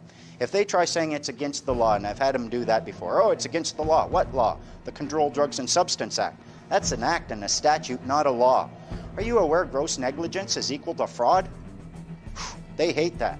These people have a duty to understand and to distinguish between statute and law. They've been dealing with us for so long with people who are essentially ignorant that we don't even distinguish between statute and law, so they assume that you are going to be there. They'll say, oh, you broke the statute, you broke a law, I want to give you a ticket. And then they'll say, I need to see your ID, and if you don't show me ID, I'm going to arrest you for obstruction of justice. I've had cops do this to me, SkyTrain cops. The fact is, though, until they see ID, they have absolutely no evidence of the existence of a person who is liable under the statute. So they're putting the cart before the horse. They're saying, I see a human being, the act says person must produce a proof of fare. You're a person, I'm giving you a ticket, now you have to show me your ID so I can give you a ticket, because they've been told if you don't see ID, you can't give a ticket. They know this, but they're putting the cart before the horse. Ask them flat out, is this a transaction of a security interest? If he says, I don't know, then you say, well, clearly it can't be. You cannot engage in a transaction of a security interest in ignorance. So you say, okay, fine, so this isn't a transaction of a security interest. If it is, you need knowledge thereof. Since it's not a transaction of a security interest, you will not be generating any obligation upon me to pay or perform, so why am I talking to you? Have a good day. If they say, yes, it is a transaction of a security interest, you need my consent for that, and I do not consent to your transaction of a security interest. If they try enforcing statutory obligations or restraints upon you, ask them. They'll say, oh, well, let me see your ID. Well, what evidence do you have at this point right now that you are actually dealing with a person who is subject to that act? Until they see the ID, they don't know. And I've heard stories. There was a guy who, he had his card, he got stopped, he had a driver's license. The cops are there and they're asking him, do you have a driver's license? And he's playing with them, and, you know, I'm not producing that. I don't know why you stopped me. Nah. Cops are totally nice to him. He's about to get, he says, you know, I was this far to getting out of there. They were just going to give up, and then finally the cop asked me one last time, you sure you don't want to just show me your ID? I mean, it makes it so, okay, fine. The moment they saw it, right out the window. They dragged him right out the window. They put the cuffs on him, took him away. He was this close. But once they saw that there was a person they could act upon, they acted, and they will act very, very quickly, especially if you're being pokey with them. Try not to be too pokey against the guys with guns. That's one of the things that's helped me get this far. I mean, there are some things you can't say to the cops. If they come and they ask you for driver's license, right, or if they say, do you know why I stopped you? It's usually not a good idea to say something like, because you're a power-hungry, tax-collecting tool of the state bully with a badge and a gun, and by stopping me, you get to exercise your powers, propping up your own frail ego, allowing you to believe for a short period of time you're not half the loser you really are. You don't say stuff like that. It's not going to help you. That's not the truth. These cops, for the most part, these are decent human beings who are trying and who would come and risk their life for you. They could give you a ticket and argue with you about the law 1 minute. 5 minutes later, they could be pulling you out of a burning wreck, and they would put their life on the line. And when you bring them this energy, instead of saying, oh, fucking copper, if you treat them, hello, peace officer, I love you, what can they do? And if you can learn to distinguish between a law enforcement officer and a peace officer, hold them to their peace officer status and refuse to allow them to act as a law enforcement officer against you because they have nothing to enforce, they love it. Oh man, good for you. I don't have to be I'm not your nanny, you're good? Okay, fine, I get to go find some real criminals. If somebody gets in your face and calls you a cocksucker, I want you to be nice. Okay. Ask him to walk, but be nice. If he won't walk, walk him, but be nice. If you can't walk him, one of the others will help you, and you'll both be nice. I want you to remember, it's nothing personal. Uh-huh. Being called a cocksucker isn't personal? No. It's two nouns combined to elicit a prescribed response. You are dealing with a human being. They are just human beings. They'll tell you, I'm an agent for the government, I'm a peace officer, I'm this, I'm that. No. You are a human being in a common law jurisdiction, and that's all there is to it. That's first and foremost, and I'm not forgetting that. If you remember that, they have to remember that. The key thing about remembering this is you can remember a couple of things. Yes, you can affect them.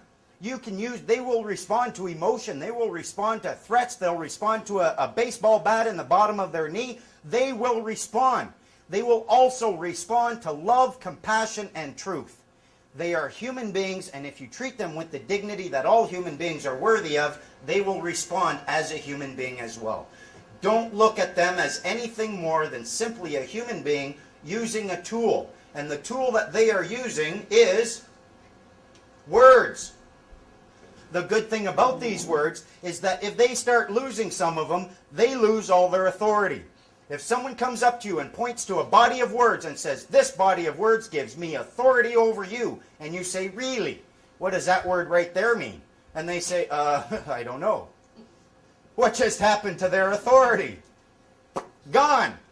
They have to know what the words in their own mandates mean. And this is where we have what their tool that they use against us, now we're going to use it against them, because some of these words are very deceptive. The alphabet has only 26 letters. With these 26 magic symbols, however, millions of words are written every day. I'm sure many of you have read court rulings from the Supreme Court of Canada. In a free and just society, this might be acceptable, Ask yourself this. What's the name of your society? Do you have one? Now, if you can't even tell me the name of your society, and you know a statute is a legislated rule of a society which has been given the force of law, and you don't have a society, why do these acts have any force of law over you? Believe it or not, all of these statutes, they are a legislated rule of a particular society which have been given the force of law, but that's the law society. All of these rules are the rules for the law society, and you can prove it. Only they can make the statutes, the regulations, or the orders. You are not allowed to pen these. If you go into court, they claim that only they may use these documents or these words, only they can claim complete understanding of these words. Unless you're a member of that society, you cannot understand these words. Why? Because societies have a number of powers. As a society, you can generate and create your own rules, and no one who is not a member of that society is going to have a say in creating those rules. You can claim that no one but a member of that society can understand those rules because you can actually create your own language as a society if you want. And you can do this by taking an existing language, let's call it English, and you can change just a few words, not tell anyone else how those words have been changed, and guess what? You've got an entirely new language that appears to be English, but it's not, and only they know it. Legalese is such a language. In English, it is English, but some words have very, very different meanings. Example, legalese is the language of the law society. Check it out for yourselves. Must is synonymous with the word may. When someone says to you from a corporation, you must, they're actually giving you a choice because they can't force you. They're not allowed to because it's not law. It's only policy. Summons is synonymous with invitation. When you get a summons from a court of supposedly law, you actually are being invited to a corporate place of business to discuss how much money you're going to give that corporate place of business. And you won't get an 8 for it either. Understand is synonymous with stand under. If I say to you, do you understand? And you say yes, that means you stand under me, which means you've given me authority over you. It's as simple as that. It's so simple. But this is a language you don't know. You don't know you've been spoken to by this language. Know who you are. If you go to court, which I've had a few accountants with, to say the least, it's a corporate place of business. And they will immediately ask you for your name. Okay? Your name. They will even presume to know who you are, and they will ask you as such. They would say to me, Mr. Harris. Mr. is the title of something with legal personality status. I was named by my parents, but I wasn't called Mr. John Harris. Well, I don't think so. If I reply yes, guess what I've agreed to represent? A man cannot be acted upon by statutes, nor can a woman, a human being, a living soul. These only apply to the fictional entity which is the legal personality, i.e. Mr. John Harris in full caps or Mr. J. Harris. Every title in this land is a fiction. Common law v. statute, rules and policy. I like this. The only basic principles that any people of any nation need to adhere to are those of natural law, which are mirrored in common law. Never harm or cause loss. It covers every eventuality. There is nothing it doesn't cover. Nothing. Common law applies to a man or a woman, a living soul. Statute rules apply to the person only when the man or woman consents to represent the person. Consent can be given in inaction or action. Within statute rules, you will just receive a summary judgment. That's what you get in the courts of law, or supposedly. But it's called summary judgment. And what summary judgment is, it doesn't matter if whatever court you go into, as long as that court's going to make money from someone, because that's all it's about. And there's a reason they want to extract that revenue from you. There is such a reason. We have started to realise that we are slaves in this system. The system is there to milk us like cows. Money is a tool that we must believe in to serve them. Karl Marx was quite right. He was one of their boys who was set up to set up the dialectic. And he was quite right when he said that money is a tool of the elites. It's essential that the people who stop bartering or working for themselves and start using money as a means of exchange, which then can be taxed back from them, are becoming slaves. Because under law and legality, for a thousand years, no one could take anything from you. Money represents your food, your home, everything. When it's taxed back from you, they're creating a form of slavery. Therefore, it's essential that the workers believe in money.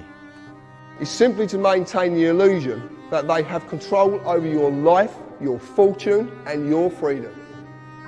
Because your fear and their ability to take from you something you deem to be valuable. And that is money. Yeah?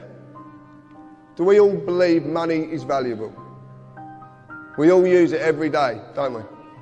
Yeah? And we all believe it's got some worth. These pieces of papers and coin has some worth. Frank Hamilton is depositing some money, and also a check, his paycheck. On the deposit slip, the amount of the money and the check are added together, just as though it were all money. And yet, a check is not money. It is an instrument for the transfer of credit, which is a substitute for money. On his job, Mr. Hamilton himself is paid not in money, but by check. He deposits his paychecks in the bank. He receives no money for his work. But in the bookkeeping department of the bank, the amount of the deposit is credited to Mr. Hamilton's account. In other words, it is added to the amount of his credit in the bank. Meanwhile, the amount of the check is deducted from the amount of credit available to Mr. Hamilton's employer. Thus, the check has served as an instrument for the transfer of credit from the Central Manufacturing Company to Mr. Hamilton. By means of these various credit instruments, a bank deals much more in credit than it does in money. Private banks are creating what we call money out of fresh, bloody air and then charging us interest on it. And it works like this. If you go into a bank and you borrow $50,000, what does the bank do? Does it move precious metal anywhere? I mean, what does it do? What it does is it types into your account $50,000. And from that moment, you start paying interest on $50,000 that has never, does not, and will never exist. Fresh air, theoretical money called credit. A bank not only assists in the transfer of credit, but it also creates credit. To see how this is done, we'll follow Richard Morton into the loan department of the bank. Since Mr. Morton is known to the bank as a reliable man, the banker can feel reasonably certain that Mr. Morton will be able to repay the loan when it comes due. So the banker is glad to make the loan. Mr. Morton writes out a promissory note. This is a promise to pay the money back to the bank at a certain time, in this case, in 30 days.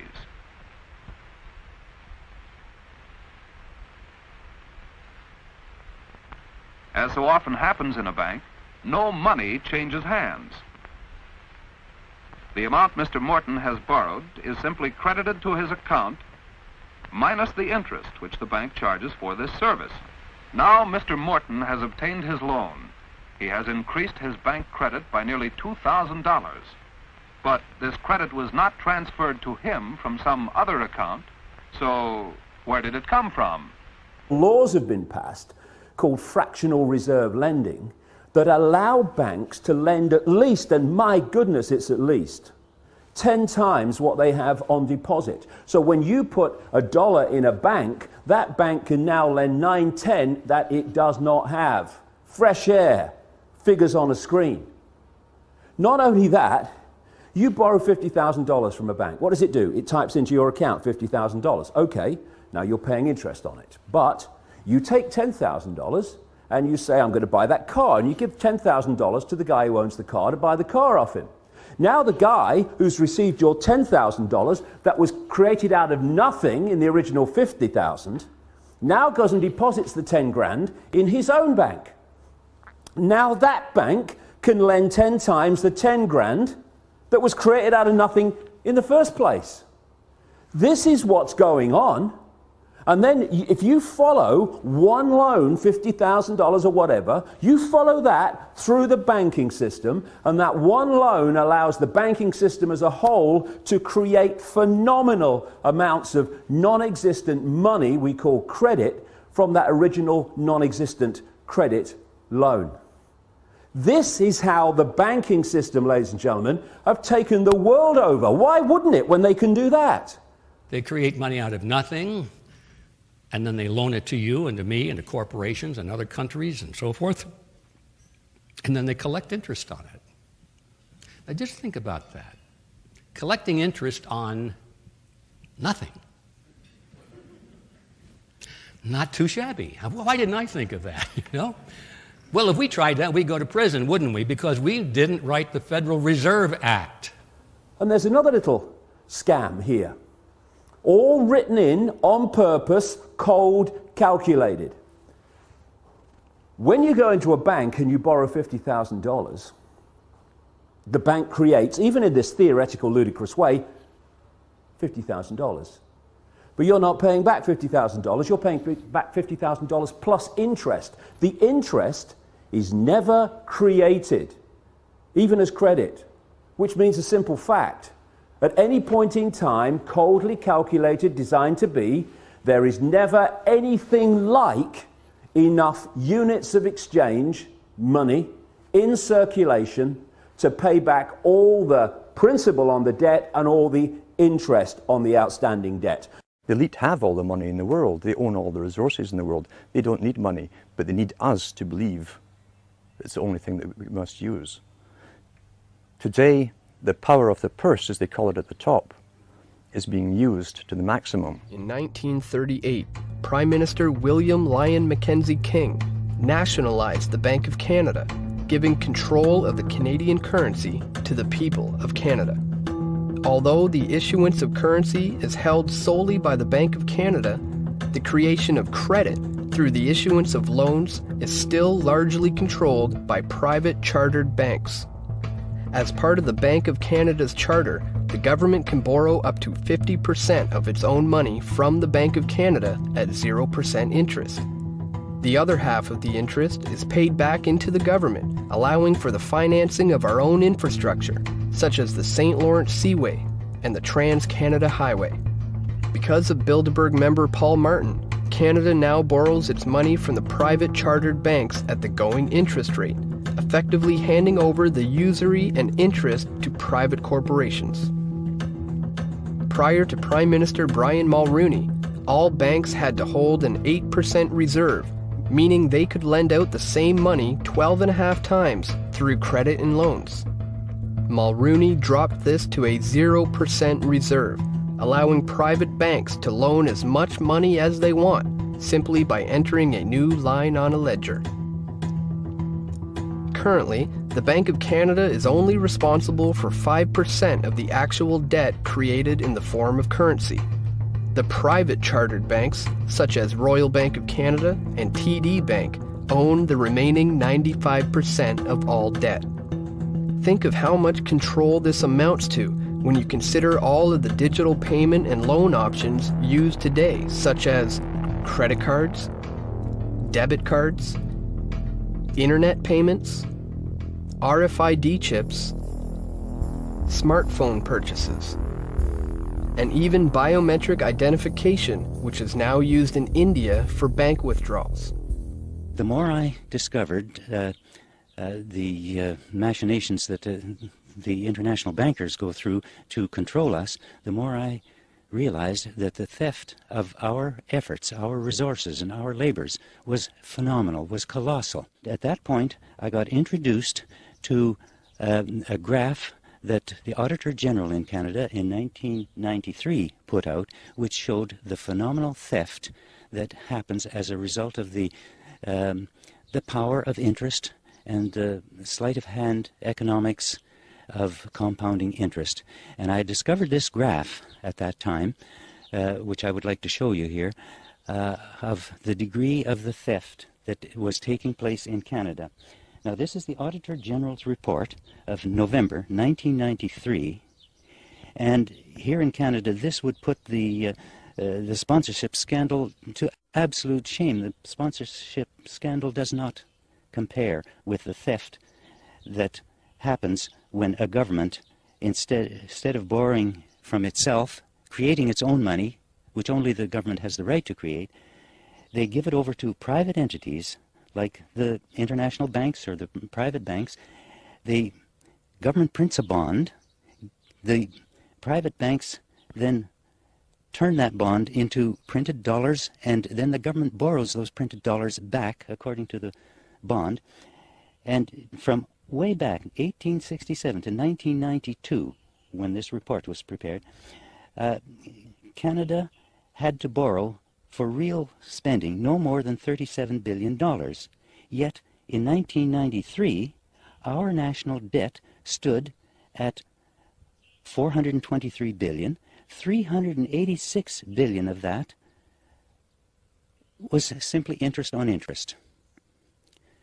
Now, if this isn't an unnecessary theft, I don't know what is. Do you realize, I think, GST alone collects more than that? Okay, we're talking in a country that has hundreds and hundreds of taxes. We got one tax alone that would cover the cost, the overcost of borrowing. Everything else is for what? For somebody else. Okay, and that is why they created this elaborate game to get money out of your pocket so it can go in theirs and keep you frustrated as there's nothing we can do. Okay? Here's this other chart from Bill Abrams. I believe he's the one that put it together, and it's all sourced from Statistics Canada. It was a very good chart. And as I was listening to him and going through it, I started doing some research, chronological research as when events happened in life. And sometimes that allows us to get a really big picture of what's going on. I was born in 1928, and I recall the Depression years. And the Bank of Canada was created, as I said, in 1934. The war started in 1939, and the government then was producing all the money that was needed to build the factories, to build the airplanes, and to build the ships. Okay, 1942 was the middle of the World War II. Do you see any economic spike in our debt?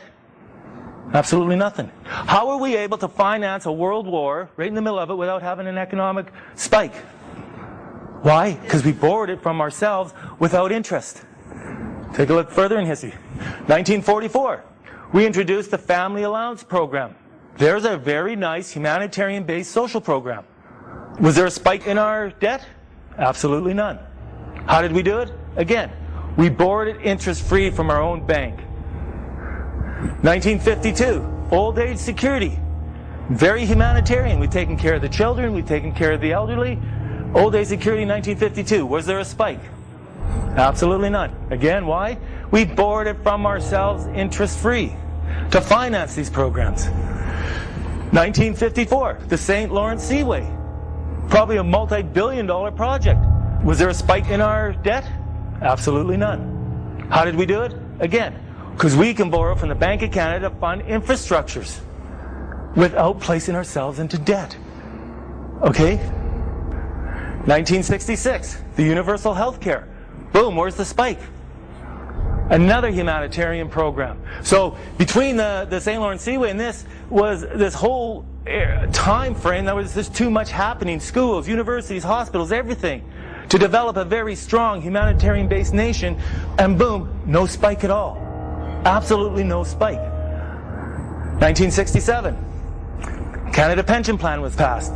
In 1974, we have this increased pressure from the private bankers. They wanted control. That's when Canada plugged into the G7. Come on, be part of the boys club. We'll take care of you. You know, forget about the people. They just, you know, they're sheep. You got to ask yourself, okay, the private bankers been around. This game has been around since, I say, the U.S. got trapped by the private bankers in 1913. Why did they leave us alone for so many years? Because what they were doing was building their profit-making machine. Okay? Because they knew they were setting the stage. As much as we were more free, and as much as the money was keeping in our pocket, the trap was being set. Imagine what would happen if we could have kept those times going. But they knew what they were doing, and because we fell asleep. And so in '74, they started putting pressure on the government to take over the financing of the country. All the debts, all the bonds or whatever, the debts that we held to finance our country, creating no national debt, the banks, the private bankers started taking over those loans. And the second they took them over, they started adding interest to them. And there's the start of it. There's the reality of it. Okay, so after that point, government funding started coming from private banks at interest. That in itself is self-evident of the reality that can exist. Because right now we're living in the second part of that.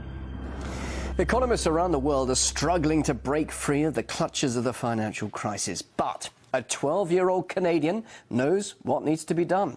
Victoria Grant took the internet by storm overnight after a video of her slamming Canada's banks for robbing the people went viral.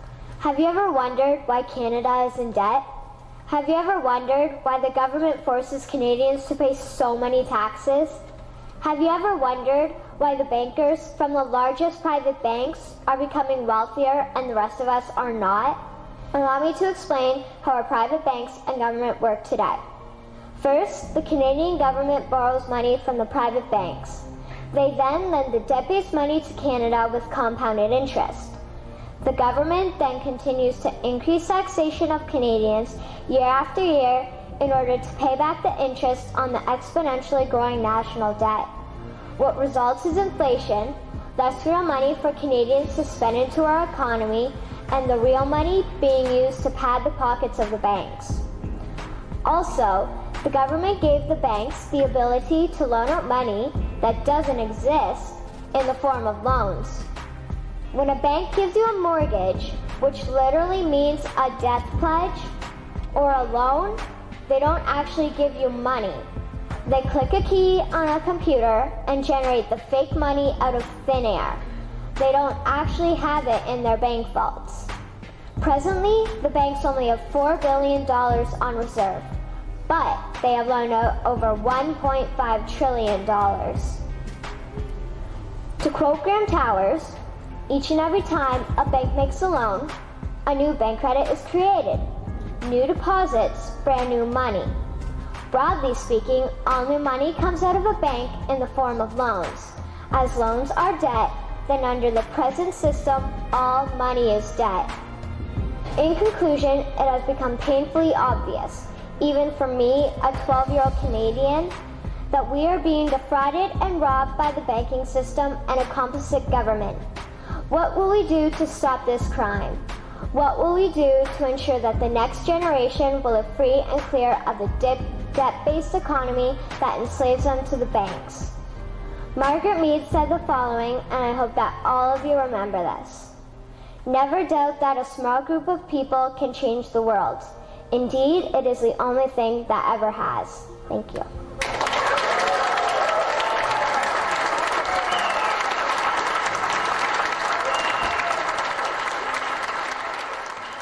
This is the real truth. You're the currency, not money. You are. Because without you, this country grinds to a halt. Because the principal workforce of any machine or any corporation or any company are slaves. And they have to give you something to believe in, so you will do that work and you will not question. And to make it valuable, they're going to stiff you with as many fines that are make-believe to make you give over that worthless piece of paper to another corporation just so you believe it's real. They're hiding it, they're camouflaging it, they're not talking about it. Coordination of international regulation. What they are going to do is to put our Fed and our SEC under the control, in effect, of the IMF. Oh, come on. You believe they'll do this? That's what was in the draft agenda. They call it coordination of regulation.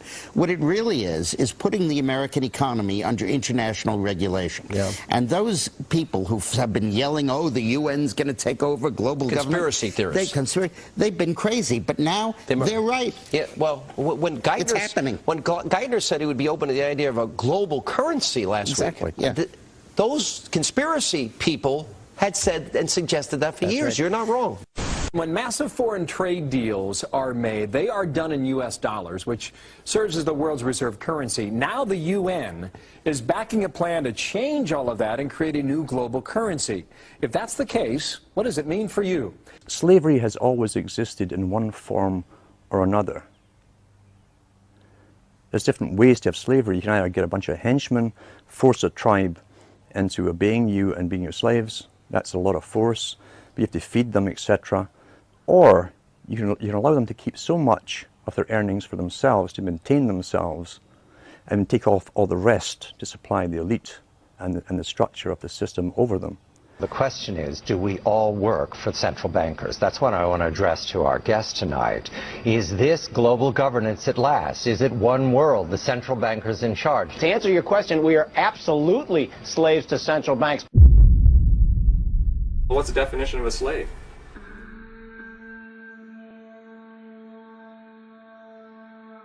A person who is a legal property of another and is forced to obey them.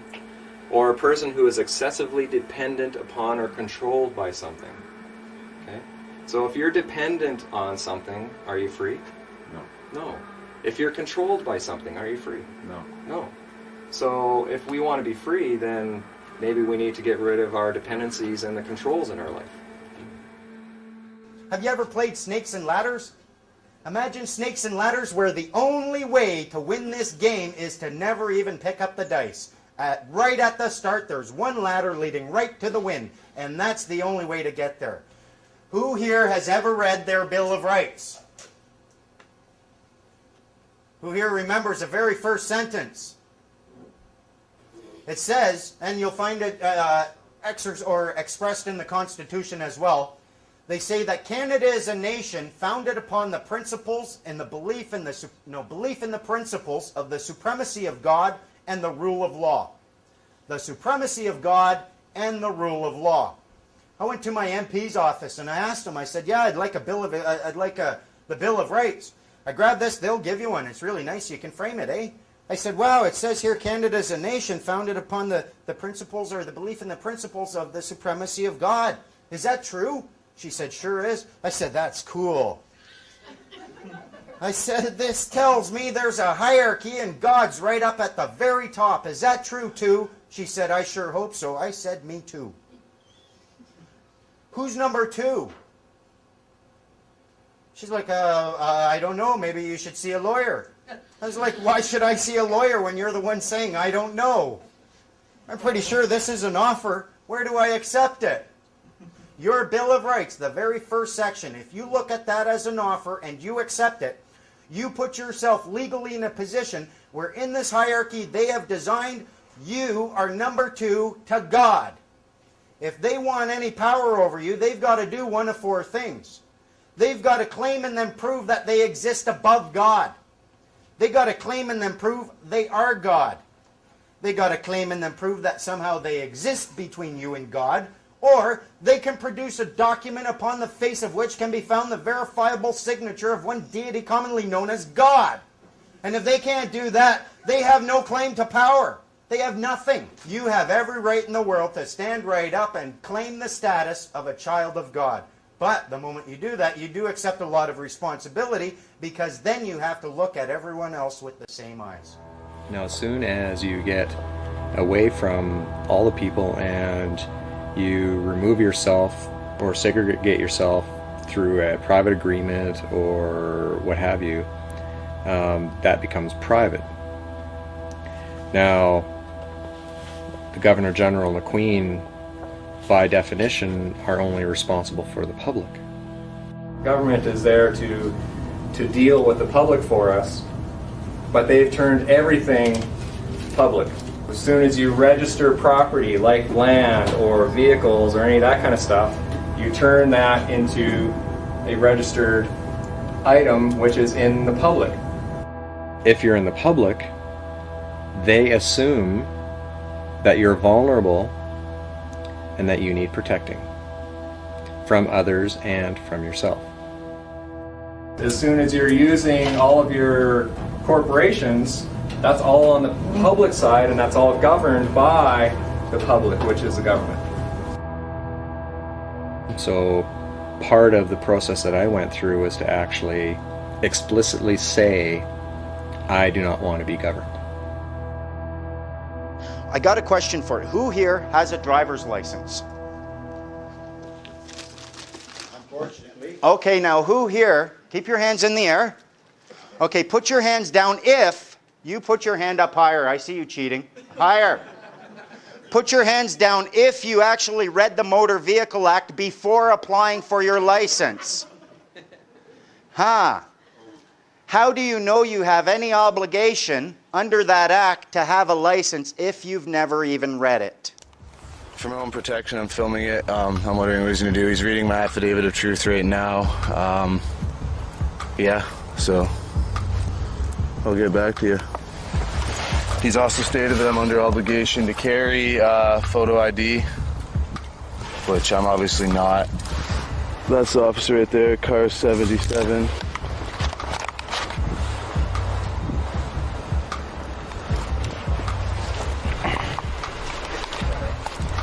So hopefully, yeah.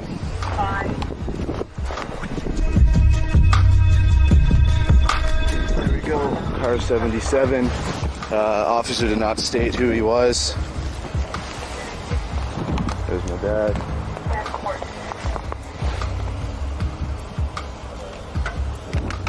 Can you hold that? I have gloves. Here, you want them? Mine? Yeah.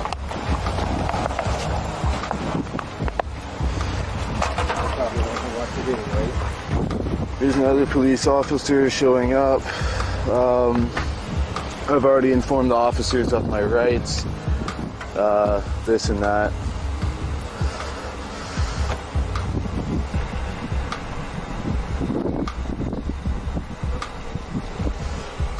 Cold. Officer, I just want to let you know I'm activating my fee schedule. It's the middle of winter. I am cold right now, and you're harassing me right now. So my fee schedule will be activated in 3 minutes. I suggest you contact a superior officer. Read that affidavit of truth. We're reading that right now, sir. We're trying to get... I know, I'm just freezing cold. Okay. I'm freezing cold, so... Okay.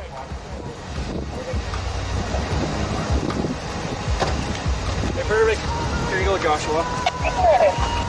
So, you don't have a driver's license, correct? No. And no insurance, correct? Do you have insurance? No. I'm working on that right now, doing it through, it's not a registered motor vehicle, right? So it's under you guys' jurisdiction. I'm not trying to cause trouble with nothing, but I am getting insurance on it. But it's through my society that I'm part of. Okay, perfect. So I don't obviously I only use it to travel around. If you are willing to go and get a license, you are submitting an application for a license. What are you doing? You giving up a right. You're asking permission. You are asking permission to engage in a completely lawful activity. Therefore, what are you? You're a child who asks permission to engage in lawful activities. Children ask that. Mommy, can I have a cookie? If you're old enough, let's suppose for a moment, your parents own a bakery, and every day you go to that bakery and you ask the person, can I have a cookie? Can I have a cookie? Sure, you can have a cookie. Don't tell your dad, here you go, or no, your dad said you can't. But you go and you ask for a cookie, and you don't have the right to come and take one. But there comes a day where you grow up, your dad passes away, you inherit that shop. Are you asking for a cookie anymore? No. My cookies, give or find the door. You have the power then. Our buddy, this child of the province thing came up because I'm rather active in writing my letters and whatnot. Our buddy Digger, he's coming out of Park Royal, and he's got his keys. I think he was going to his car. I don't know. But let's say he is, just for the sake of the story. He's going to a car. The cops stop, and they pull up, and they say, well, who are you? Do you have your driver's license? We want to see your ID. And Digger knows his rights, eh? He's like, why are you asking me for ID when I don't have an obligation to have such a thing, but you do? I want to see your ID, I want to see your business card, I want to see your badge. And they start, well, do you have a driver's license? Are you claiming I need such a thing? And they asked him something very telling. So you're not a child of the province then? No. Thank you, sir. Have a good day. Drove right off. There is the legal status of being a child of your province because you haven't grown up enough. You go and you ask permission to engage in these lawful activities when you have remedy in the form of a claim of right that you can make. Anything you can do under license within the legislative framework, you must be able to do without license outside of that framework, or else the licensing authority is licensing unlawful activities. This is what you give to a cop when he asks you for, like what happened to me 2 weeks ago when I got pulled over and I was asked for my driver's license. I hand him my statement of birth, and he said, well, I need license, registration, and insurance. What they like to do, they use presumption and assumption so often, they won't even ask you a question. They come to the window, driver's license, registration, insurance. Look at them and say, apples, bananas, and pears? You're not making any sense. Like, you used a complete sentence? What is it you want? Do you have a driver's license, registration, and insurance? Or may I see it, is usually what they would ask, because they're operating upon a presumption too. You ask them, are you willing to claim under full commercial liability that I have an obligation to have such a thing in order to exercise my common law rights? Blah, blah, blah. And of course you don't. So what you can do is simply hand them this. And it's a good faith notice which says, with all due respect, officer, I do not maintain the name of any person in your jurisdiction and am not entitled to any rights to any documents. I'm ineligible for those benefits. That's what this means. I have no rights to any documents of identification you may seek. I'm ineligible for those benefits. I provide you in good faith who maintains the birth name. The Registrar General maintains the birth name. I am a recipient and beneficiary protected by your higher powers. And what that means is talk to your bosses. I'll wait here. Just take this good faith notice, get on the radio and talk to your bosses, and you may find out that something else is going on here. Below, I humbly and peacefully provide you proof so certified who has signing authority for the birth name, which protects me as a witness.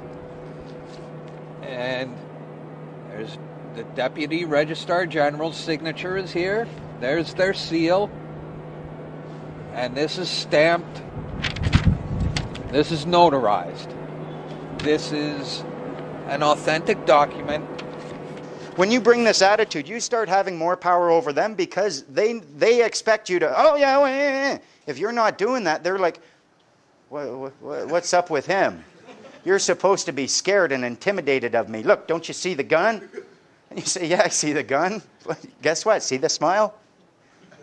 We have more power over them. All of their power that they have over you is a result of two things: their deception, your ignorance. Sorry to be rude, but their deception doesn't work without your ignorance. And the way to deal with it is to deal with your ignorance. Then when their deception comes, you can look at them and smile. And you can tell them, you know, I'm not a child of the province. I don't know why you're trying to apply that to me. Look, check it. Where was I? I lost my words, didn't I? Now this one's for all the police officers. Every police officer listening. Oh yeah? I know you can hear me. Alright then. Look. Come. Yo. Look. I'm not getting fooled by your legalese talk. Mr. Policeman, I do know the law. You're under an oath to the Queen you swore. I'm not a criminal unless I'm breaking common law. I use my common sense, I don't consent to be governed. Do you think that I'm dense? A person's corporate fiction is the Black's Law. I read, go see Simon Goldberg, he will help you with the rest. YouTube John Harris, the illusion on the net. If you ain't broke common law, you shouldn't be in pen. Legalese is language for corporate employees, so be careful when you say that you understand police. Cause legally that means that you just stand under their authority. Enlighten yourself, take pride in yourself. Knowledge is power, spread guidance and wealth. There's no need for violence cause them sirens lead to jail. Life is what you make it, so don't choose to make it hell. Don't just be a sheep and follow everybody else. Stand out from the crowd even if it's by yourself. Say it, stand out from the crowd even if it's by yourself. Stand out from the crowd. If we all just put our personal stuff aside, just temporarily, to work on the common thing. So for example, does anybody feel like it represents their position that it was a good idea to for your family and your children to take on the liability of private bankers' playboy mistakes? So it's like, does anybody feel like that represented their position? Step forward. I've not met anybody who feels like the bank bailout actually represents their position. So when you're looking at possibly 3/4 of the nation, 75% of Britons feeling that way, then that's not a decision of the wings. You know, that's not even a decision of the mainstream. That's a decision of the majority. What we then have is a misrepresentation case. And we can immediately, as a nation, do what the Icelandics did, basically, and turn around and say, do you know what? The British people and our children do not want to accept liability for your private bankers' mistakes. Get off our island. When the recession hit in Iceland, they were sitting in a much worse situation than we are now. But they handled it a little differently. In fact, they completely revolted. They rebelled, they went nuts. They went down to the parliament and they started throwing rocks. In fact, what happened next, according to a Ron Paul article, was extraordinary. The belief that citizens had to pay for the mistakes of a financial monopoly, that an entire nation must be taxed to pay off private debts, was shattered, transforming the relationship between citizens and their political institutions and eventually driving Iceland's leaders to the side of their constituents. The head of state, Ólafur Ragnar Grímsson, refused to ratify the law that would have made Iceland citizens responsible for its bankers' debt and accepted calls for a referendum. Obviously, they're not drinking the fluoride over in Iceland, because then in March 2010, they passed a referendum with a 93% vote against repayment of the debt. The people just said no. Iceland chose the route of protecting its populace, the taxpayer, from absorbing more debt so that the global banking oligarchy could be made whole.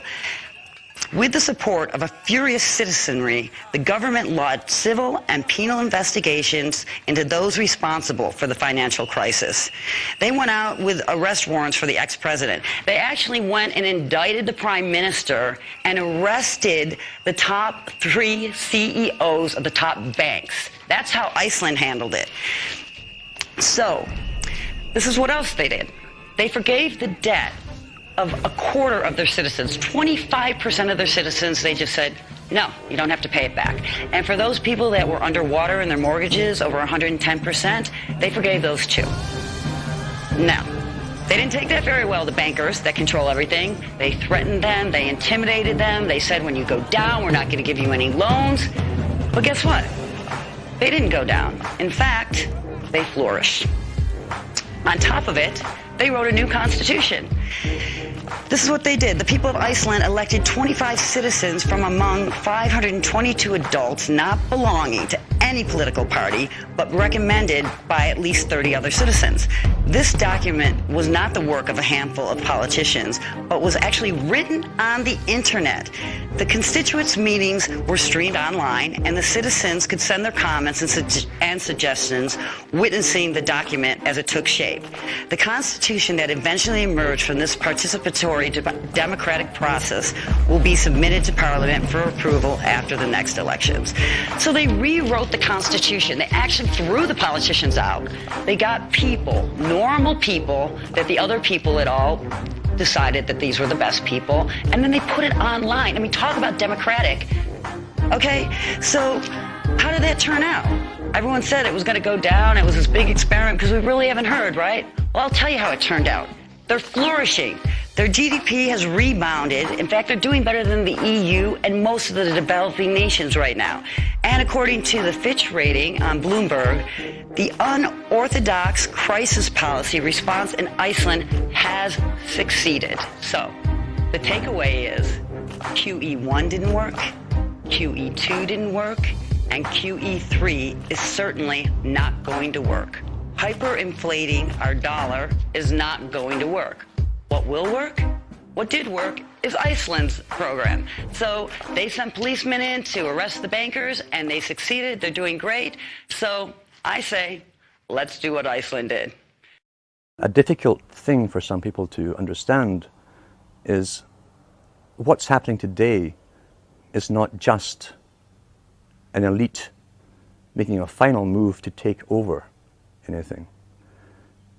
Every generation for hundreds of years has been brought up with the same elite's predecessors designing and running the show for each generation. I think all our society is run by insane people for insane objectives. You know, and I think that's what I sussed when I was 16 and 12 way down the line, but I expressed it differently all through my life. It's the same thing I'm expressing all the time, but now I can put it into that sentence that I think we're being run by maniacs for maniacal ends, you know. I'd be very pleased to know what they think they're doing. I think they're all insane. The elite, in fact, are simply moving their system into a new system, an updated system to suit themselves. That's a hard concept for people to grasp. They've been trained to believe things are happening at the moment by happenstance, by crisis coming out of nowhere. And here's what we must do. We must solve this problem at the time. Nothing is further from the truth. Major financial institutions have teetered on the edge of collapse, and some have failed. As uncertainty has grown, many banks have restricted lending. Credit markets have frozen, and families and businesses have found it harder to borrow money. We are in the midst of a serious financial crisis, and the federal government is responding with decisive action. I had a friend, Nick Rockefeller, okay, who was one of the Rockefeller family, and he, when I was running for governor in Nevada, he came to me, introduced himself to me through an attorney, and we became friends. We started talking about things, and I learned an awful lot from Mr. Rockefeller. And one of the things that we used to talk about was the ultimate plan of the banking industry, what they wanted to accomplish. And the goals of the banking industry, not just the Federal Reserve System, but the private banks in Germany and England, all over Italy, all over the world, they all work together. They're all central banks, and they're all part of the Communist Manifesto.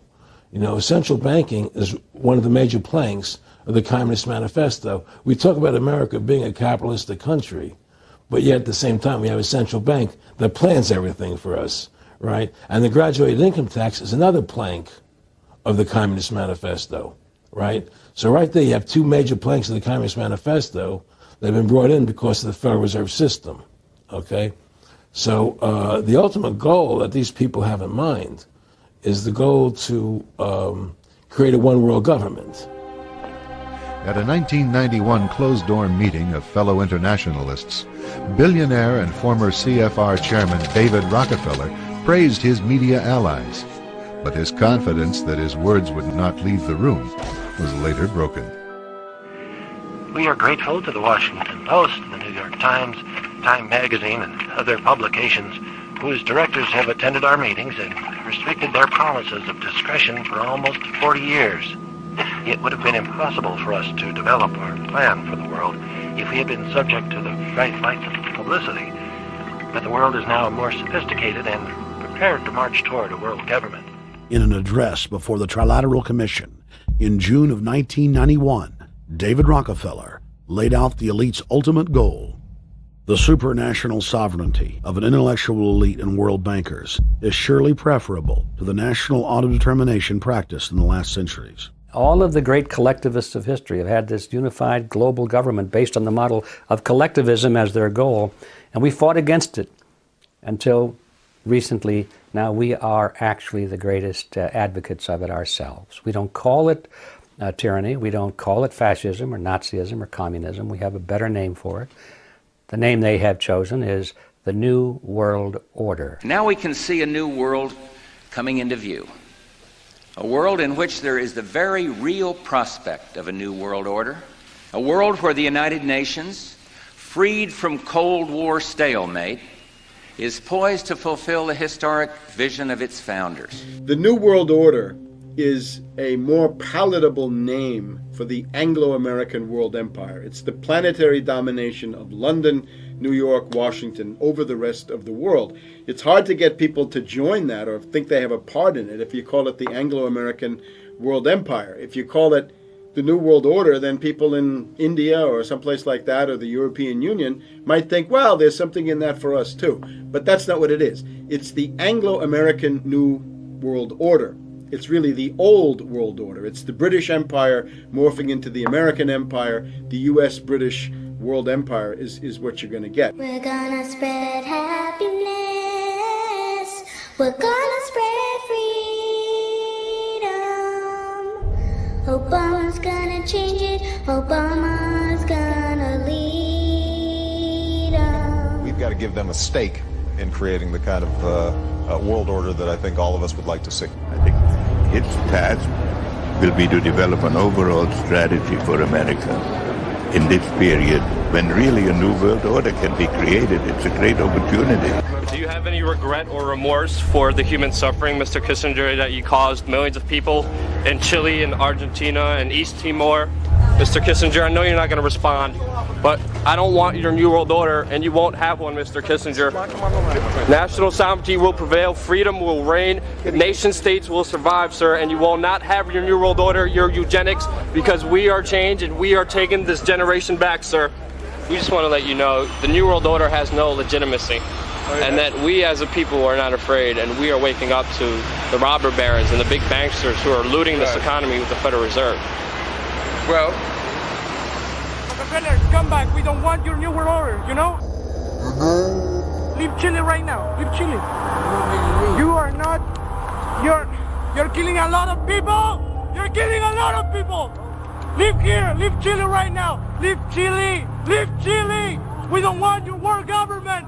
Leave Chile right now. Leave Chile, okay?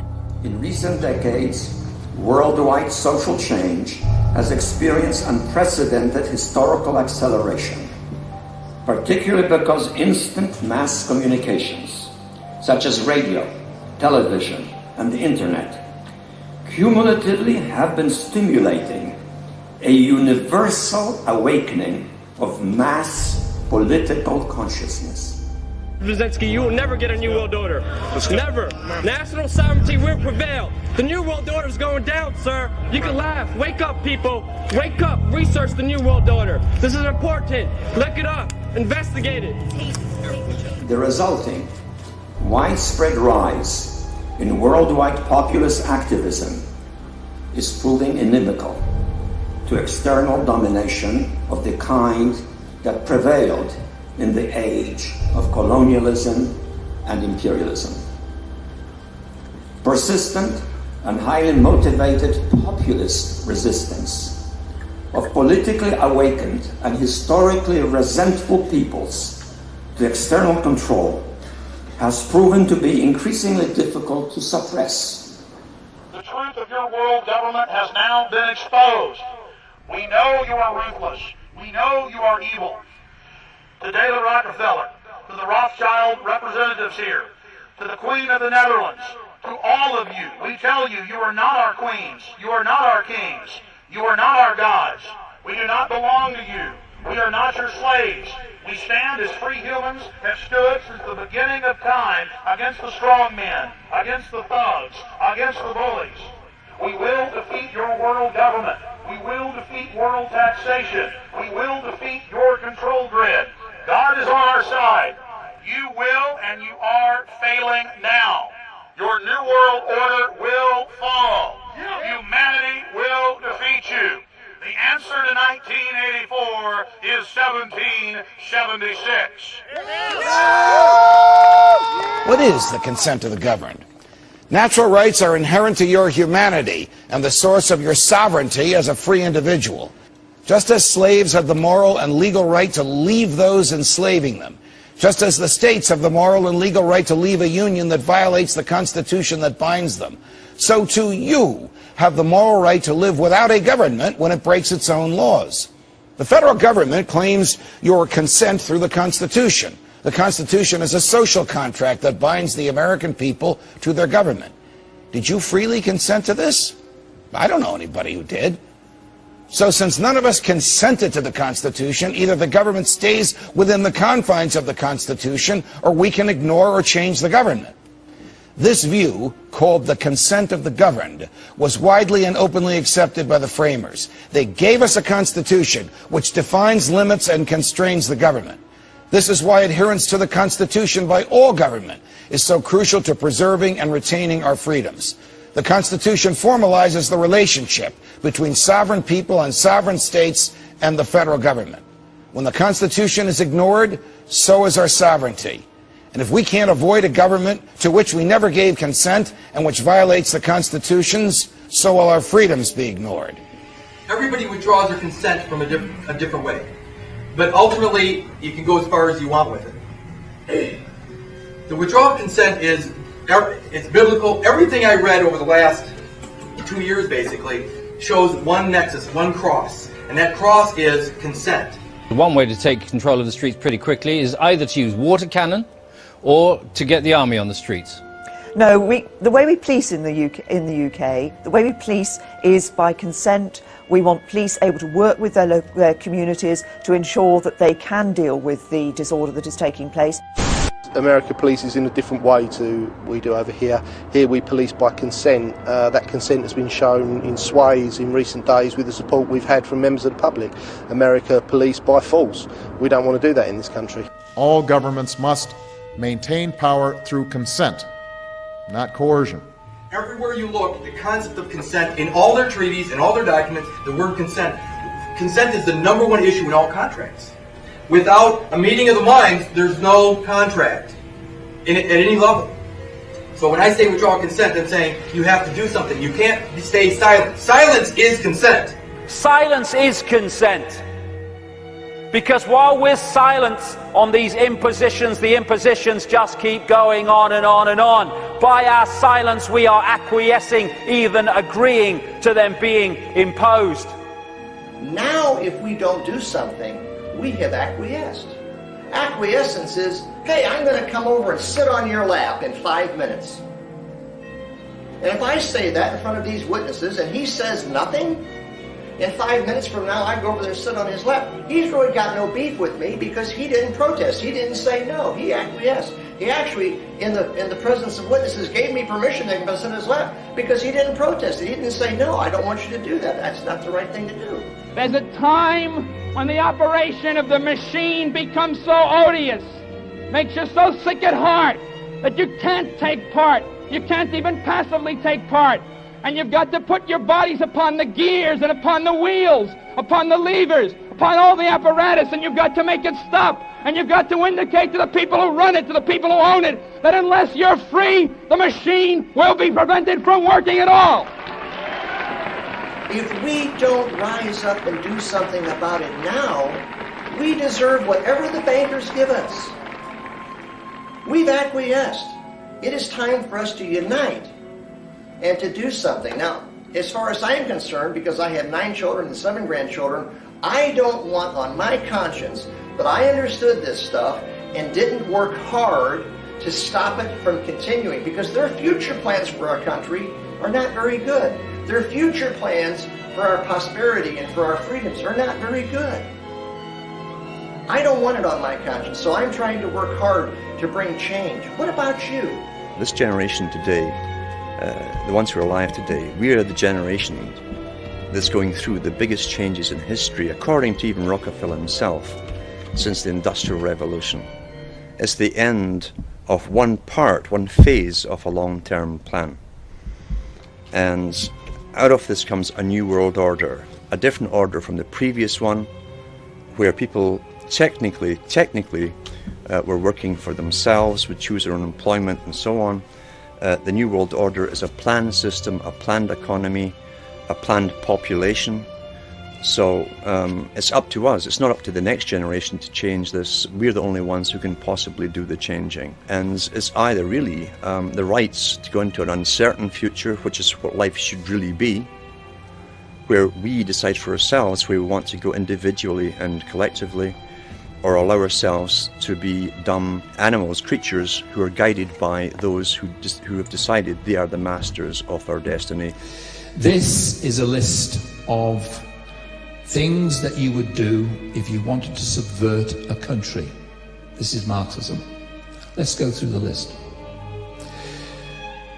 The creation of racism offences. Tick. Continual change to create confusion. Tick. The teaching of sex and homosexuality to children. Tick. The undermining of schools and teachers' authority. Tick. Huge immigration to destroy national identity. Tick. The promotion of excessive drinking. Tick twice. Emptying the churches. Tick. An unreliable legal system with bias against the victim of crime. Tick. Dependency on the state or state benefits. Tick. Control and dumbing down of the media. Tick. And encouraging the breakdown of families. Tick. So what's our plan? We come back to the basics. Nobody on this planet has the right or the authority to tell anybody what to do without their consent. That is an uncontestable fact. We are governed by consent, and we are policed by consent. We are withdrawing our consent. Ladies and gentlemen, we're in lawful rebellion.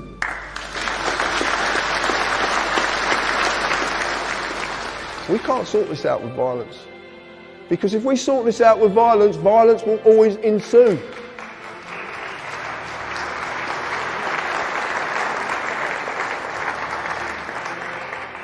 We have to do this peacefully. And the way we do it peacefully is learning the rules of the game. This is what I entered into.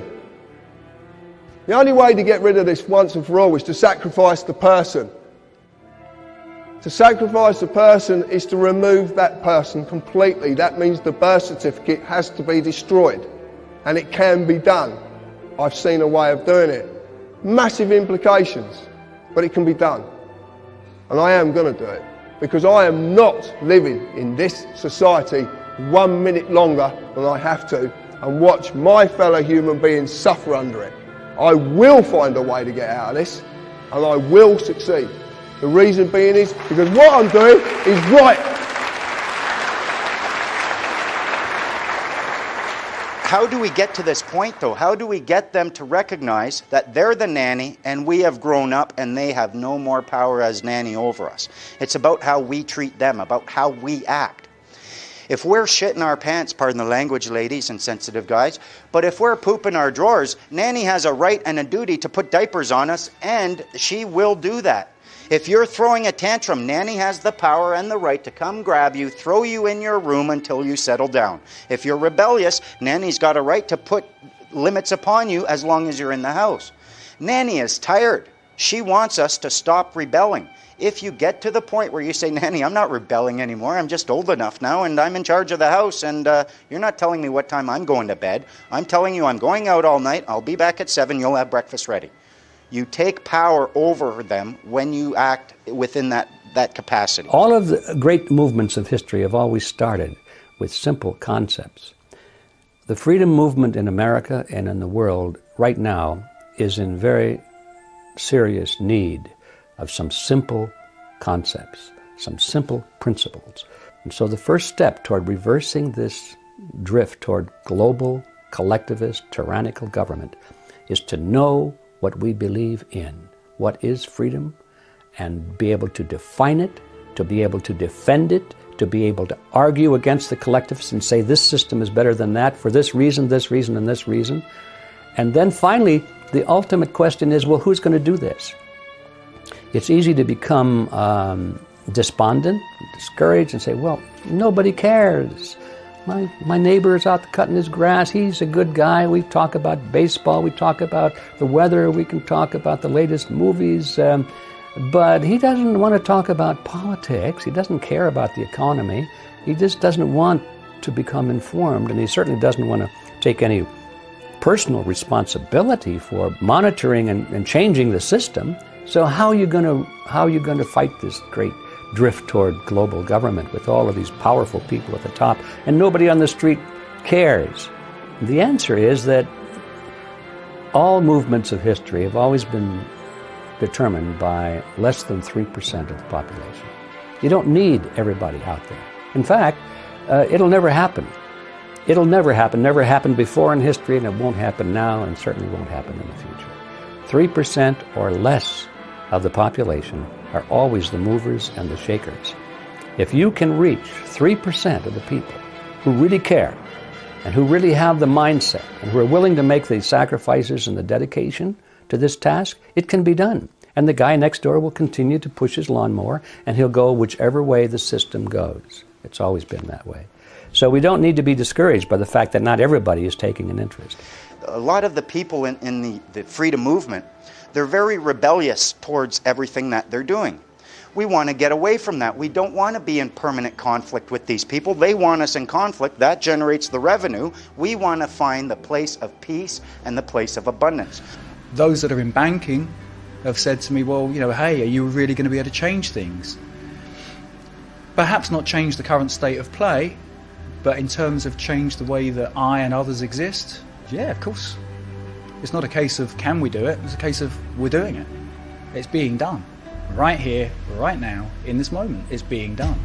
So it's really a question of one's will.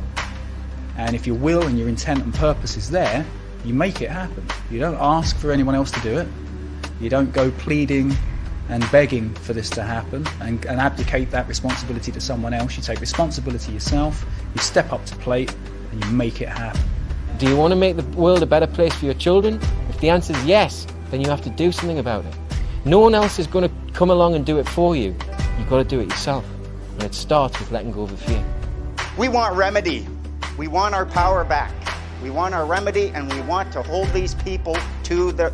We don't want to beat them up. We want abundance. We want peace. We don't want a life of conflict with these people. And we shouldn't have to dig through the shit they manufacture in order to find the diamonds of our freedom. I think if we have a realistic view of the political process, and we know that it takes sometimes a generation or two for really important changes to happen. And if we understand that and accept it, and accept our role in being responsible for making it happen, then you can go to sleep at night and say, by golly, I'm really doing something about this, and I am making a difference, and it will happen.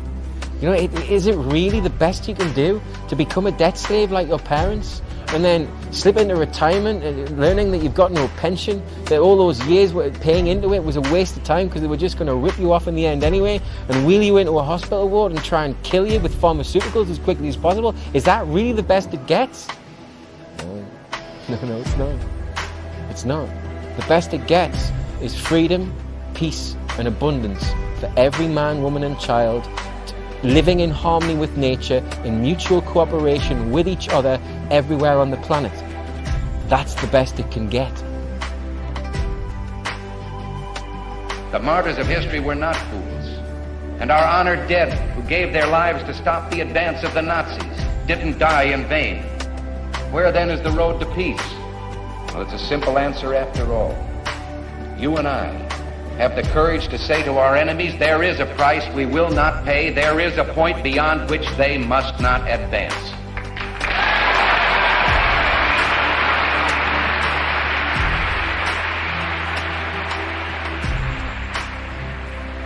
To be truly free is deceptively easy or almost impossible. We recoil at the horror of acknowledging our enslavement. But the walls, the bars, the guns and the guards can never encircle or hold down the liberty of the people. And we can only be truly caged behind prison bars that we refuse to see. Wake up!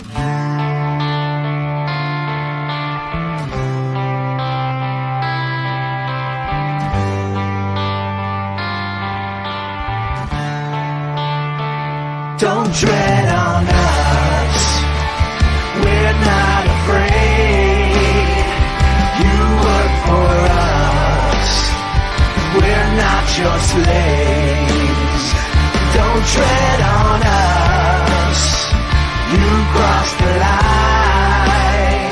Soon you will pay for all your crimes. After a long train of abusive and dissipation, now we've lost our patience. Yeah, you're trying to kill our constitution, to kill our pride. Now the wood is dry. Don't tread on us, we're not afraid.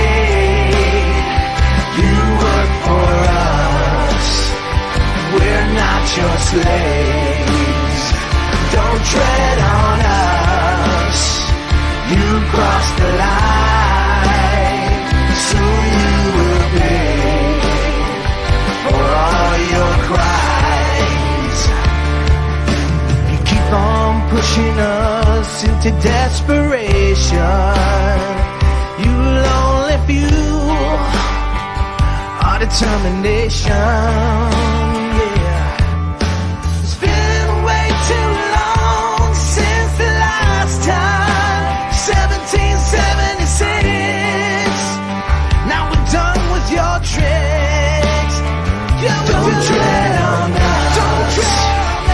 We're not afraid. You work for us, we're not your slaves. Don't tread on us, you cross the line. Soon you will pay for all your crimes. Don't tread on us, don't tread on us. Now it's payback time. Fundamental 3 things you should have learned. 1, you are not a person. You have a person. It exists in association with you. Statutes are not laws. They do not apply to you. They apply to your person. And finally, believe it or not, you want your freedom. You want to become a free man on the land. You have to treat these people with compassion, regardless of what they've done to you. And I know how difficult that can be. Don't tread on us, we're not afraid. You work for us, we're not your slaves. Don't tread on us, you cross the line. Soon you will pay for all your crimes. Don't tread on us. The answer to 1984 is 7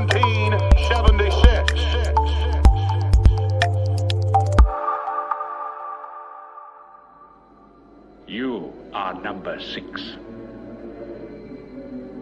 I am not a number. I am a free man.